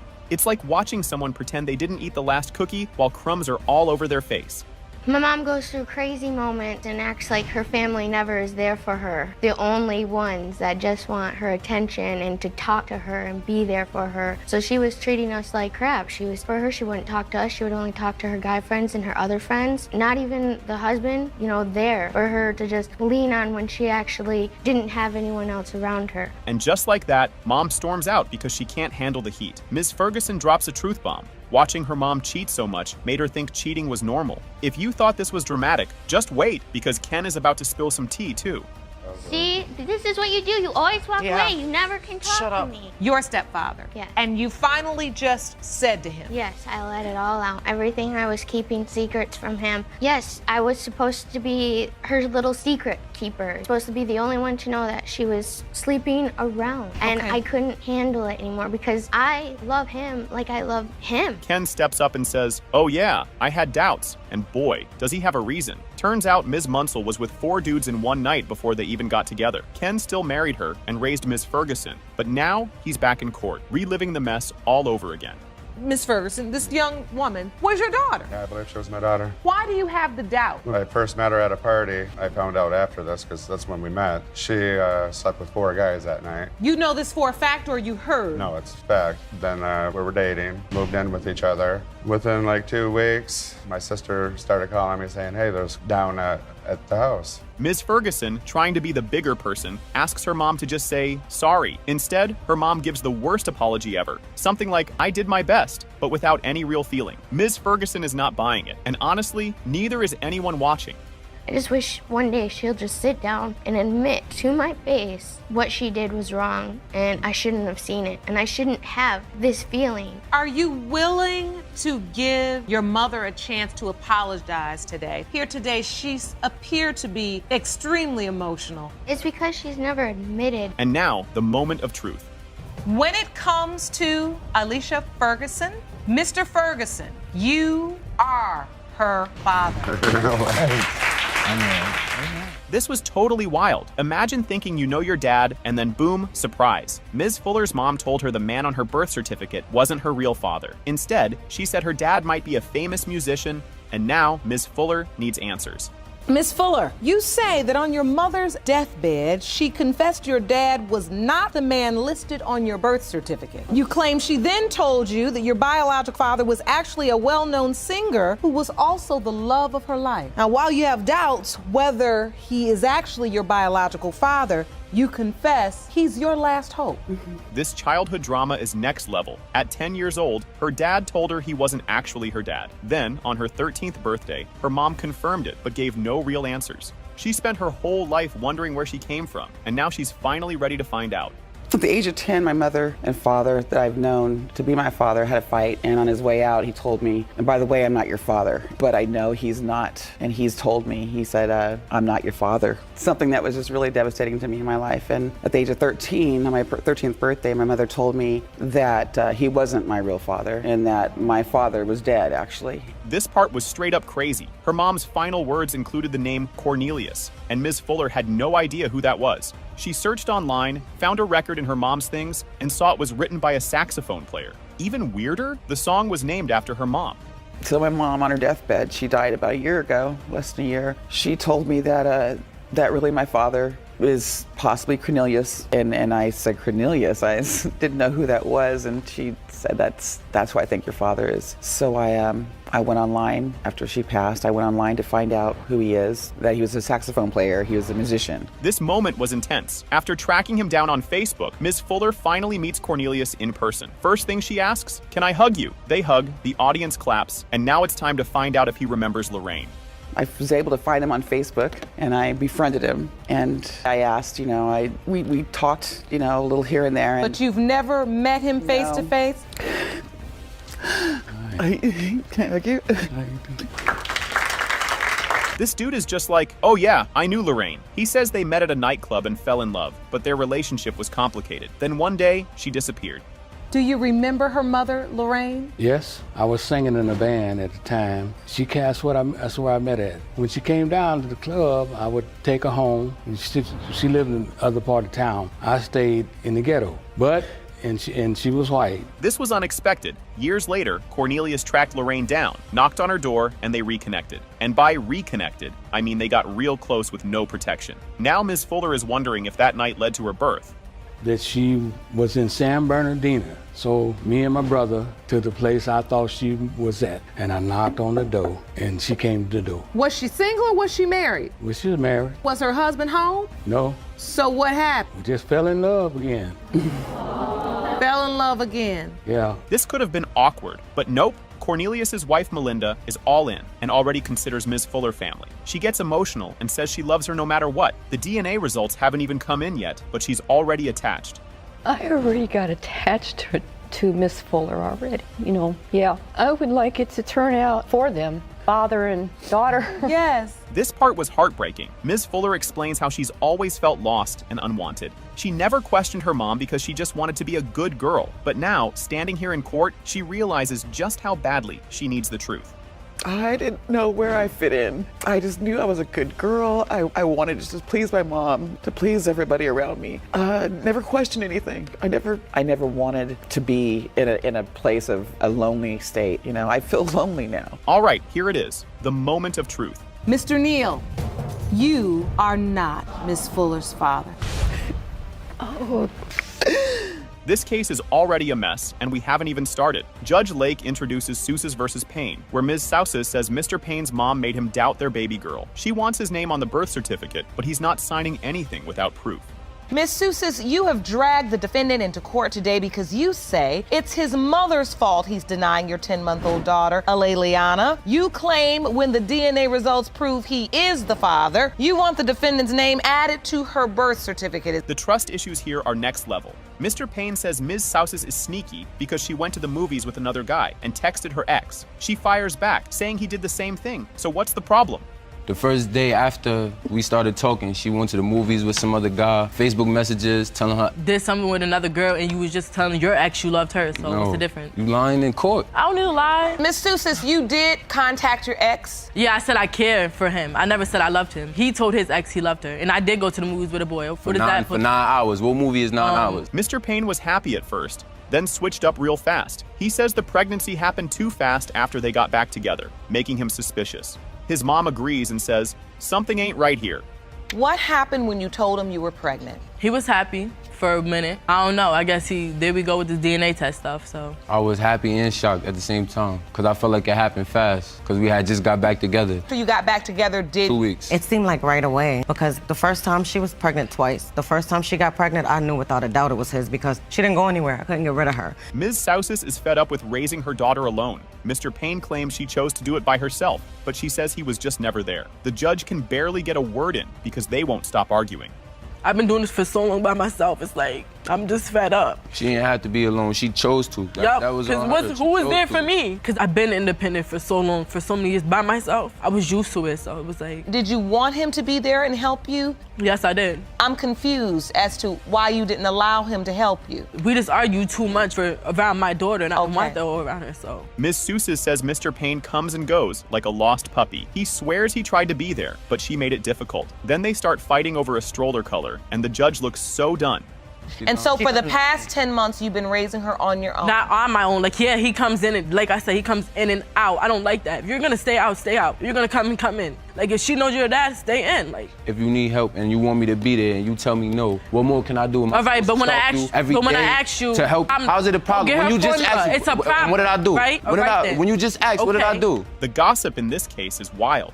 Mr. Payne says random people told his mom that Ms. Sousis was moving around too much. She claps back, saying people love to talk, but it's all lies. There was another situation, I think I told you too, Lacey. A lady, her daughter goes to school pretty much with Lacey, and she was saying, oh, she talks to this guy and this girl and this guy. Like, just everybody. No one has everybody gonna say anything they want. Right, but no one has anything good to say. You know what I'm saying? Yeah. I know how that goes, but you understand that's my doubt. It's always something bad in me. I'm a hoe. I'm this. I'm that, but does anybody really know me? But when I confront people, nobody got nothing to say. Ms. Sousis is mad that Mr. Payne didn't sign the birth certificate. He says he had doubts, and his mom told him to wait. She thinks that was just an excuse to avoid responsibility. You say that he's not on Aleliana's birth certificate. Yes, that's another reason why I didn't let him take her as much. Don't sign it if you have any doubts. Get the DNA test first. It's sad that it took 10 months. It's sad, yes. For it to happen, but at least it can happen today. And if it is my child, I'm gonna step up all the way. Good. All the way. 100%. You don't gotta say good, because I know what I'm gonna do. The tension in the room is crazy. Judge Lake reads the results, and boom. It has been determined by Mr. Payne. You are the father. Thank you. I'm happy. Now I'm happy. This courtroom started wild. Mr. Black walked in straight up saying, that ain't my kid. He wants the baby's last name changed if the DNA test proves he's not the father. Ms. Rockmore says he's the dad 100% and is disgusted by his denial. You say you're here today to finally prove that you are not the biological father of 4-month-old Javion Black. You say when the results reveal you are not the father, you no longer want the child to have your last name. You say you are 100% sure Mr. Black is your son's biological father, and you are completely disgusted by his rejection of your innocent child. These two met, talked for a few hours, and next thing you know, no protection, no hesitation. Mr. Black says she was cute, they exchanged numbers, and boom, same night hookup. Now they're in court, trying to figure out if that one night made a whole human. I met her walking around my apartment complex. She was with some mutual friends, and I thought she was very attractive, and I talked to her. We exchanged numbers. We got to know each other a little better on that evening, and then we had sexual contact later on that night. Same night you saw her walking around the parking lot? Yes, ma'am. So was this sex protected? No, ma'am, it wasn't. Mr. Black swears the baby isn't his because he saw her ex take her to the store. Judge Lake looks at him like, sir, what? Turns out, buying groceries does not equal making babies. I'm doubtful because at the time I was there and I was talking to her, that period of time, I seen her ex involved with her. You saw her with her ex? Yes, ma'am. He walked past me while I was at her house talking to her, and he went and took her to the store. How'd you know it was her ex? I knew it was her ex because she told me. Ms. Rockmore told him she was pregnant, and his first reaction was, "I don't believe you." She had to send a sonogram just to prove it was real. Instead of stepping up, he pulled out a homemade timeline like he was solving a crime. The first person that I told was my mom, and that's because she went to the doctor with me. As soon as I left the doctor, I called Mr. Black to let him know that I was pregnant. And at the time, he didn't believe me until I showed him a sonogram picture. Then that's when he believed me. I was doubtful. It was a month later. I got a calendar showing the time periods of where we had our intercourse and the time period she showed me she was pregnant. She could have had sex with anybody from August to September. He literally made a calendar to prove he couldn't be the dad. Like, that's how science works. Judge Lake counts the months and says, "Sir, these numbers add up perfectly." The audience loses it when he suggests she had another guy waiting right after him. I'm trying to prove that he is not my child. It helps me in that way of showing you the time frame that we did have sex. She was on her period from the 21st to the 28th, and we had sex on the 30th one time. And she came to me on the 26th saying that she was pregnant. Between July and August and September 26th, she could have had sex with anybody. Claiming that the window of conception would have been between July 30th. Yes, ma'am. And then, plot twist, Mr. Black's own mother switches sides. She stands with Ms. Rockmore and says, "That's my grandson." The audience loves it, and Mr. Black looks like he just got grounded on TV. You're Ms. Black. Yes, ma'am. And you are? I'm his mother. You are Mr. Black, the plaintiff's mother. Yes, ma'am. I'm his mom, and I am very disappointed and I'm outraged that he would go this far to bring this young lady to court to prove that's his son. The moment of truth, Judge Lake opens the envelope. Boom. It has been determined, Mr. Black, you are the father. So me and Dominique became friends. We got close. We was like brother, sister, and we had sex every day, nonstop. You said you all were like brother and sister? We was friends. We was close like brother and sister. We was friends. We was hanging together, Yana. We were only friends. Yes. That's a picture at my granny's funeral. And it says, gotta love your siblings, laugh out loud, and I am my sister's keeper. My grandmother made peace with me before she passed away. She told me about the rumor. She told me that she do not like my mother. Not only did my granny say that, That because is I started not to true. get up at funeral and tell them what my granny said, but I said that's not the proper time. This is already a disaster. A pastor might have fathered a child with a woman 28 years younger. To make it wilder, another guy is outside waiting for a surprise no one wants. You're a church pastor and bishop who may have fathered a child with a woman who's 28 years younger than you. So you admit you were involved with 3 different men during the time you conceived your daughter, including Mr. House. Pastor House met Ms. Webster while moving for a church job. Instead of just prayers, he made it clear he had manly needs. He says they bonded over tragedies, but this is all leading to a paternity test. I met her, we began to talk to Mom. I went through tragedy, I lost my child. She's kind of brought a connection. There was a connection, I thought she was hot. And after exchanging numbers, I decided that I wanted to follow up on this. So we set a date for the following week and we went out and, we just had a great time together. Ms. Webster says they met at church. House says it was a fast food joint. Either way, things escalated fast. Then, on national TV, he calls her a hoochie. But instead of that, it was like more, it led on to sexual, unprotected sex. I didn't meet her at a church. I met her at a fast food joint and we exchanged a number. That's wrong, Yana. We met at church. Looked at each other and quickly she became a hoochie and that's what it was all about. Excuse me, Miles Jones arrives, thinking he's confirming fatherhood. Instead, he finds out about House. His face goes from happy to be here to what in the world. So, Ms. Webster, you were in fact sleeping with someone else during that time. Yes, sure. But I wasn't. Who's that person? Mr. Maljon. He was a boyfriend. We knew each other for 5 years, but it was an on and off relationship. House claims Webster used him for money, but she says he never gave her a dime. Miles Jones says he was the one buying diapers. Judge Lake roasts House, but first, they need to find the dad. I think she's with me for money. Well, how do you think that when you never even gave me a penny? Because things could be, I did. She'll tell you that her phone was off. Your phone went on, my bankroll was on swollen, and I kept her Well, phone. for baby Amelia, and just in case you end up being the father, we know we won't have any problems getting some child support. Webster says she called House after getting pregnant, but his phone was disconnected. House swears he only found out 30 days ago. He stayed in town, but never heard from her. When I found out I was pregnant, I was trying to contact Mr. House. His phone was disconnected. First, one, I never knew he left town. And then I didn't even get in contact to tell him until after I had my baby. He denied her. He wanted a DNA test. And for his money to be on full when I asked him for diapers and everything, where was they? Miles Jones finds out 5 to 6 months into the pregnancy. He asks if the baby is his, and Webster vaguely says it's a possibility. Not exactly reassuring.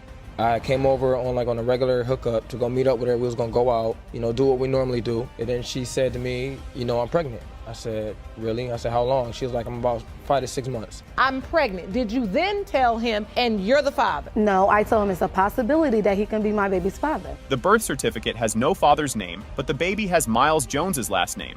Everyone is confused.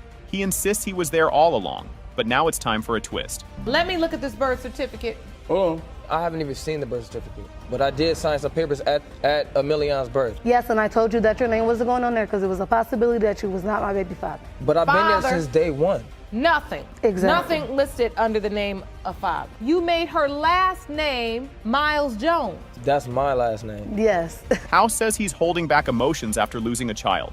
Miles Jones hopes the baby is his, but he's not seeing the resemblance. The truth is coming. Because I went through a tragedy and I lost a 6-year-old daughter. She was killed as well. I just keep that barrier there. I feel like it's safe for me. Yeah, when I was younger, I was hoping to have a child. I didn't have one. So when you get to this stage, I just want to guard my emotions, especially after hearing what I heard today. Mr. Miles Jones, you are not her father. This kicked off like a soap opera with no breaks. Ms. Robinson is furious. Her so-called friend, Ms. Jackson, slept with her son. Now Jackson claims he's the father, despite having a whole lineup of men. The courtroom turns into a reality show instantly. You've opened this case for your son because you're furious with your former friend, the defendant, and is now claiming he fathered her child, even though you know she was sleeping with many more men. Jackson doesn't hesitate. She admits it. No guilt, no shame. But she flips the script, saying Chaplin refuses to step up. Chaplin, looking like he got hit by a bus, denies being the father. The audience gasps, and we're just getting started. Ms. Jackson, you admit you slept with your friend's son without her knowledge, but claim the one thing you know is the plaintiff is a deadbeat who has done nothing for your 3-month-old daughter, Milani, and that needs to change today. Chaplin is way too confident for a guy on a paternity test show. He insists they were just friends, but also says Jackson had plenty of other options. Judge Lake gives him a look like, boy, do you hear yourself? And then chaos erupts. I'm absolutely sure I'm not the father, 100% positive, because during the time that I knew her, we never was in a relationship. We was only friends throughout the entire time. I've known her to talk to several other men. Just talking? You gotta do more than talking to make a baby. Oh yeah, well, whenever we used to hang out or whatever, she had multiple people coming around. A guy was spending a lot of time. Jackson isn't holding back. She claims they weren't just friends. They were very friendly, all day, every day. Then she calls his mom, Cousin It, and his sister Shrek. The audience loses it. Reality TV gold. Me and Dominique was having sex numerous of times every day. Okay, so therefore, for him to say that I was sleeping with somebody else, he's lying. The only one who got him thinking that is Cousin It over there, which is his mother. It. And dang on It. Throughout the whole time I talked to this young lady, she had more than one cell phone. Hold on, let's get some order. Let's get some order. Robinson goes full mom mode. She took Jackson in, helped her, fed her, and Jackson repaid her by sleeping with her son. Robinson is personally offended and makes sure Jackson knows it. And somehow, it's about to get even worse. Me and her son was friends. School. I'm 48 years old. And you dang 13 years older than me, any other woman my age, I don't care if he's a fit or not. It doesn't matter. He's grown. He's grown. Your kids, you won't sleep with my son when he already had something going on. I don't give a dang if he is of age. I took the child in, and she sat with my son and hurt. This is a life lesson in betrayal. Robinson took Jackson under her wing, never imagining she'd mess with her son.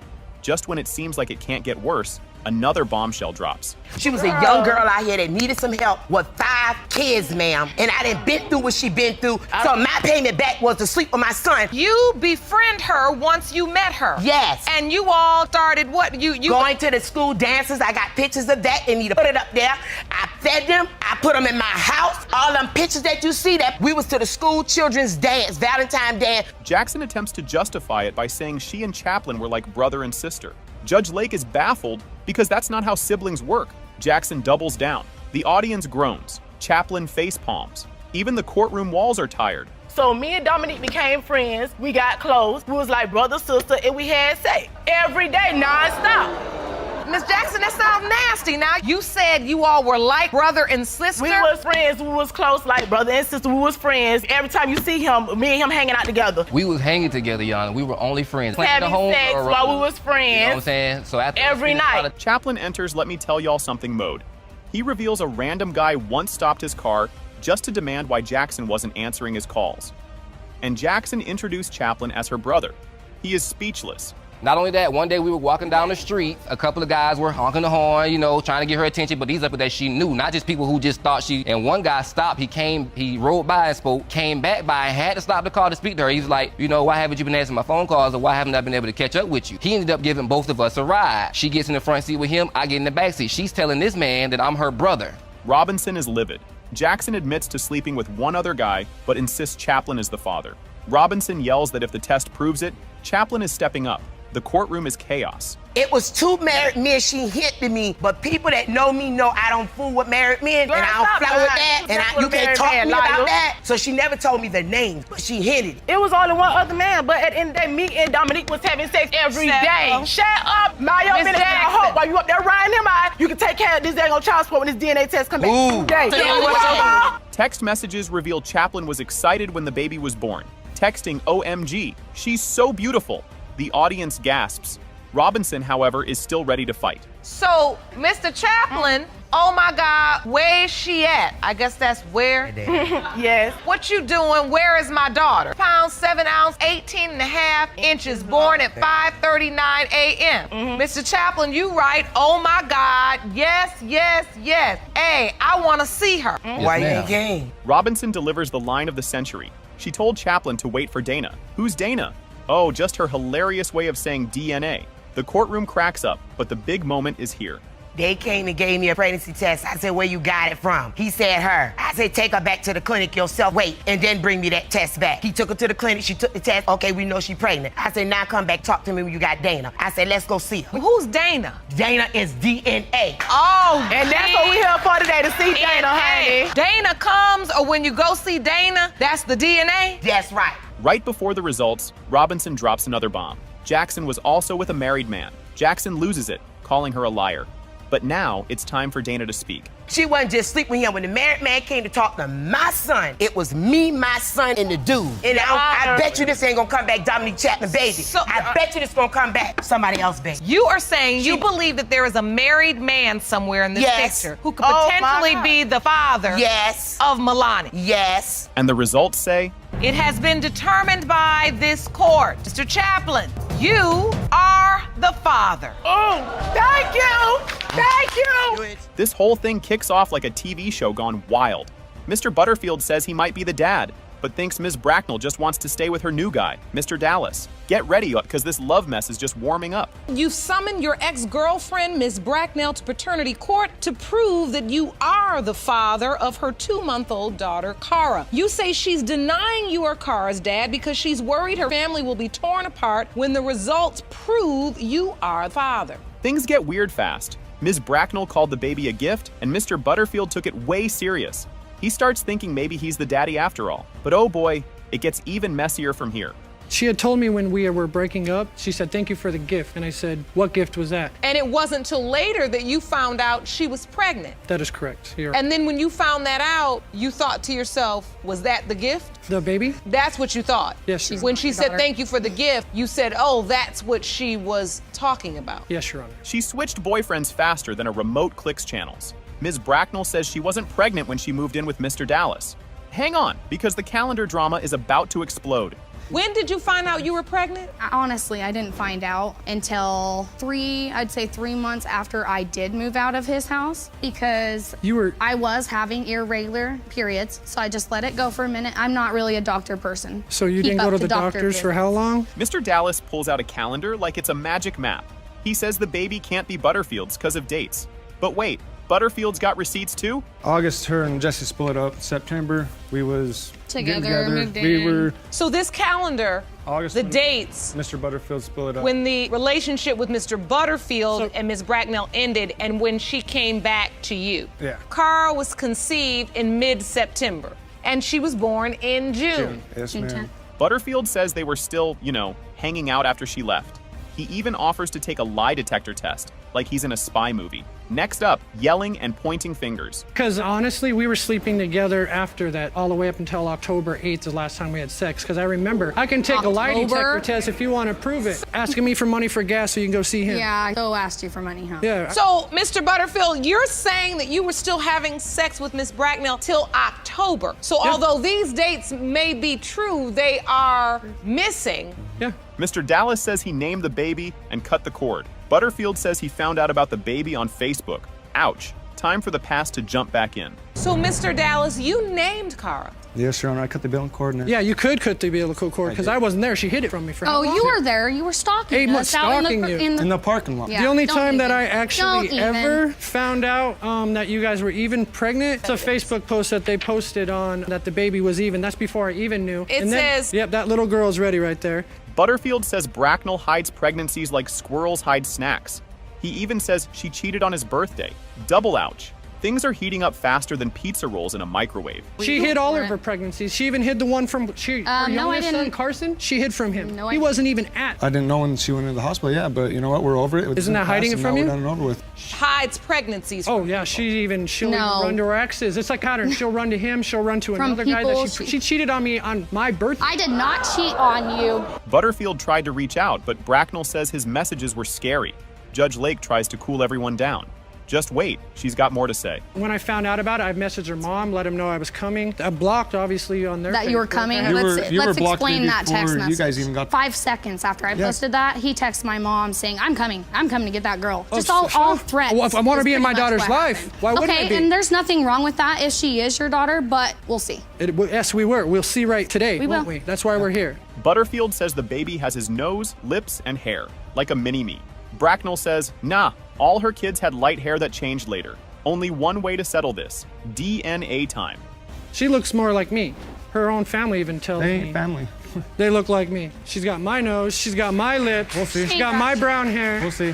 All her boys are blonde. Yep, Doesn't and they've matter. gone brown the older they get. Exactly. So you are convinced, Mr. Butterfield, this is your daughter? Oh, I'm 100% convinced. Cara's biological father is Mr. Butterfield. This whole thing was a roller coaster from the start. Miss Tucker comes in claiming her late son is Keundra's dad, while also asking for $3,800 in benefits. Meanwhile, Miss Mosley isn't buying it because this isn't the first time someone tried this on her son. Miss Tucker, you're here today for your son, 1-year-old Keandre Tucker. Now, you say you're unsure whether a man you've been in a sexual relationship with or the defendant's deceased son is his biological father. You're also suing Ms. Mosley for $3,800 in Social Security benefits. Yes, Your Honor. This love triangle was messier than spilled spaghetti. Miss Tucker says she was with both guys, but spent more time with Mr. Andrews, even bringing a calendar to prove it. She found out she was pregnant on March the 16th and did some quick math. But let's be real, math in these situations is never 100% accurate. When I met him, I did have a boyfriend, so, you know what I'm saying, I was sleeping with 2 people at the same time, but it was more frequent with Mr. Andrews. And when I met him, I remember the exact date as if it was yesterday. I met him February the 6th. It was on my best friend's birthday. I actually have a calendar that I can actually show you too as well. From February 6th all the way from the 14th through the whole month, I was having sex with Mr. Andrews more frequent. And here comes another twist. Miss Tucker says Mr. Andrews guessed she was pregnant before she even knew, while Miss Mosley says she only found out through a friend. When she asked her son, he flat out denied it, making things even messier. Well, when I first found out, I was like, okay, I'm just gonna be upfront with both of them. I went to Mr. Andrews first. I told him first, like, hey, look, I'm pregnant. Actually, before I even went and took the pregnancy test, he was the one that made me go take it, because before he said, hey, you're pregnant. I'm looking like, really? Like, I felt like I was being trapped, because he told me I was pregnant before I even went and took a pregnancy. This went from drama to full-on chaos. Miss Mosley says her son called Miss Tucker wild and mentioned she was a stripper. But Judge Lake isn't here for that nonsense. She reminds everyone that whether or not she danced. The real question is if Mr. Andrews is the father. First of all, he was incarcerated at the time. We spoke every day. On this particular day that I found out, when he called I got on him. I was like, Eric, what's going on? Are you about to have another child? And he said, Mom, she is wild. She's a stripper. She performs private parties. Nobody in this situation actually knew what was going on. Miss Mosley is confused because her son told her about all his kids, except this one, while Miss Tucker says he wasn't honest about how many kids he had. Turns out, she didn't even know about his other kids until his funeral. Yikes. Let me tell you, his first child, he was so excited. He came home, he said, Mom, I'm about to have my first child. He was at the hospital, then the second child came. He talked about the baby, took pictures, the third child, the first girl. Things just kept getting worse. Miss Tucker says Mr. Andrews didn't support her or the baby, and only visited after 3 weeks because she didn't send him money in jail. Judge Lake is basically like, we have bigger problems to deal with here. After I had my baby, that's when I got in contact with Miss Mosley. We on the phone. She like, oh, nice to meet you. Kendra, she said, well, Mr. Andrews just got out of jail or whatever. And I was like, okay, so let me try to contact him so he can come spend time with Kendra. Never happened. It took him 3 weeks to come see my baby. This is a newborn baby now. He was angry and frustrated with me because when he was incarcerated, I wasn't sending him no money. Now we bring in Instagram receipts. Miss Mosley swears Miss Tucker is only in this for the money, and even shows social media posts comparing the baby to Eric. But the real shocker? This isn't even the first time someone tried to say her son was their baby daddy. Miss Tucker is bringing you to court. For the money. She wants a check. I was still mourning. I'm looking on Instagram, finding pictures like these of my son and her son together, and I'm not even sure if he is his son. Money talk just made everything worse. Miss Tucker brings out a budget, saying she's been paying for everything alone, but Miss Mosley refuses to help without proof. Judge Lake agrees that DNA is the only way to settle this, and the suspense is real. So you have a breakdown of monthly expenses, baby formula, clothes, childcare, totaling $400 per month. And that's just half, and I think that's only fair. And so the basis of your suit is that you would like half of that amount to be covered by Miss Mosley. Yes. So that would be $200 a month for 19 months. Yes. And so $3,800. Yes. You could feel the tension in the room. It has been determined that Mr. Andrews is the biological father. This thing got messy real fast. Ms. Heiser calls her ex-husband a textbook deadbeat who ditched her and their kid.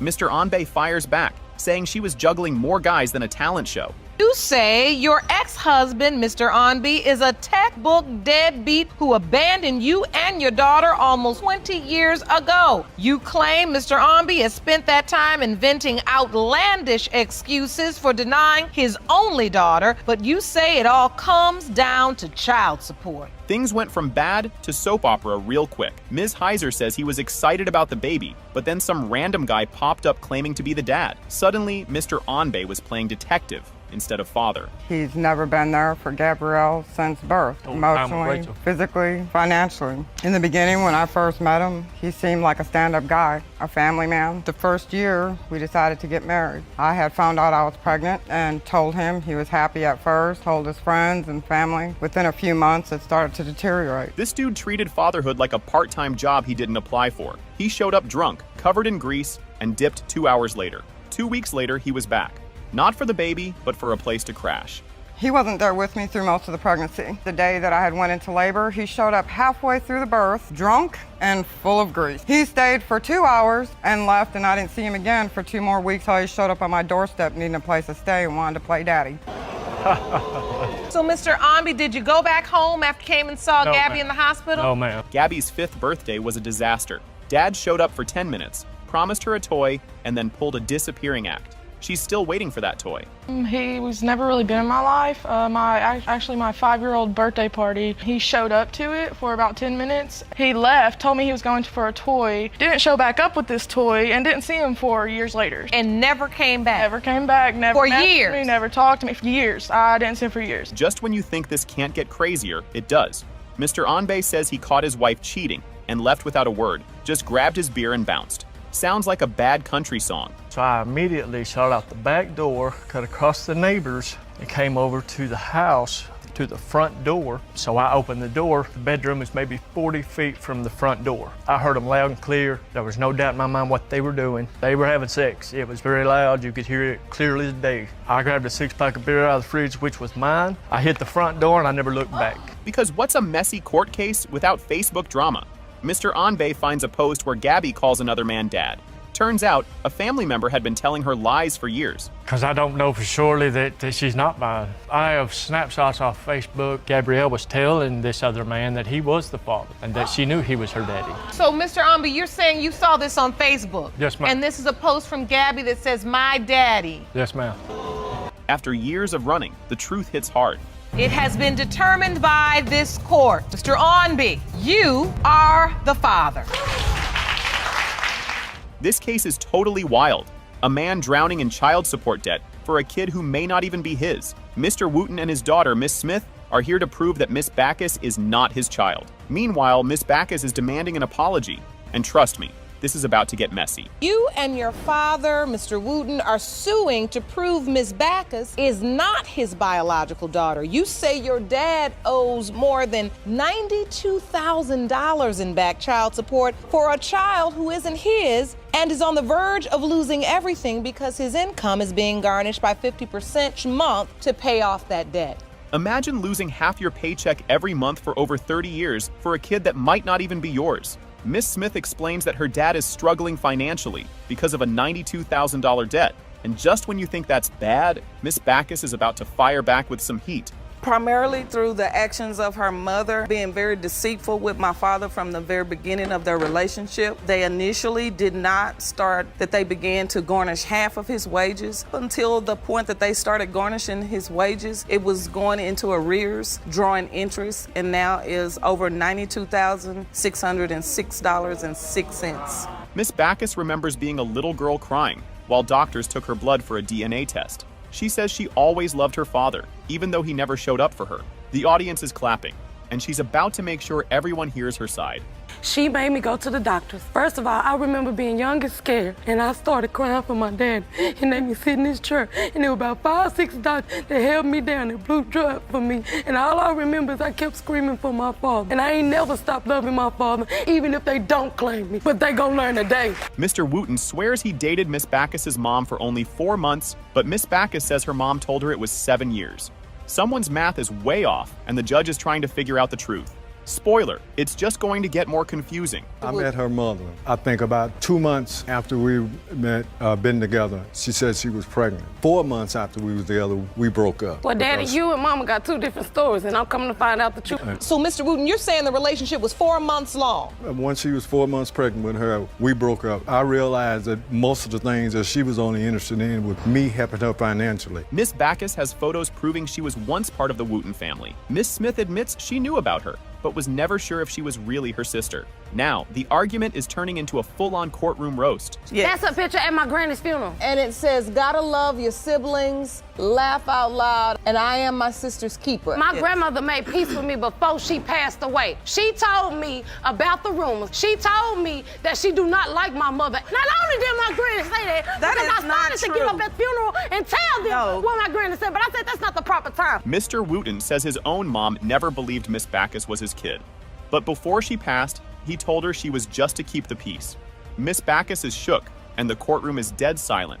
My mother was dying, and I would not deny her. In other words, my mother for years kept saying, you know she's not your daughter. And up to that point, when I told my mother, I said, yes, she is, you know. That's when my mother decided to apologize to her. That she is your daughter. I stopped trying to stop the drama. Here, you have to understand They only doing this because it's all about the money. Miss Smith says the real issue is the $92,000 debt ruining her father's life.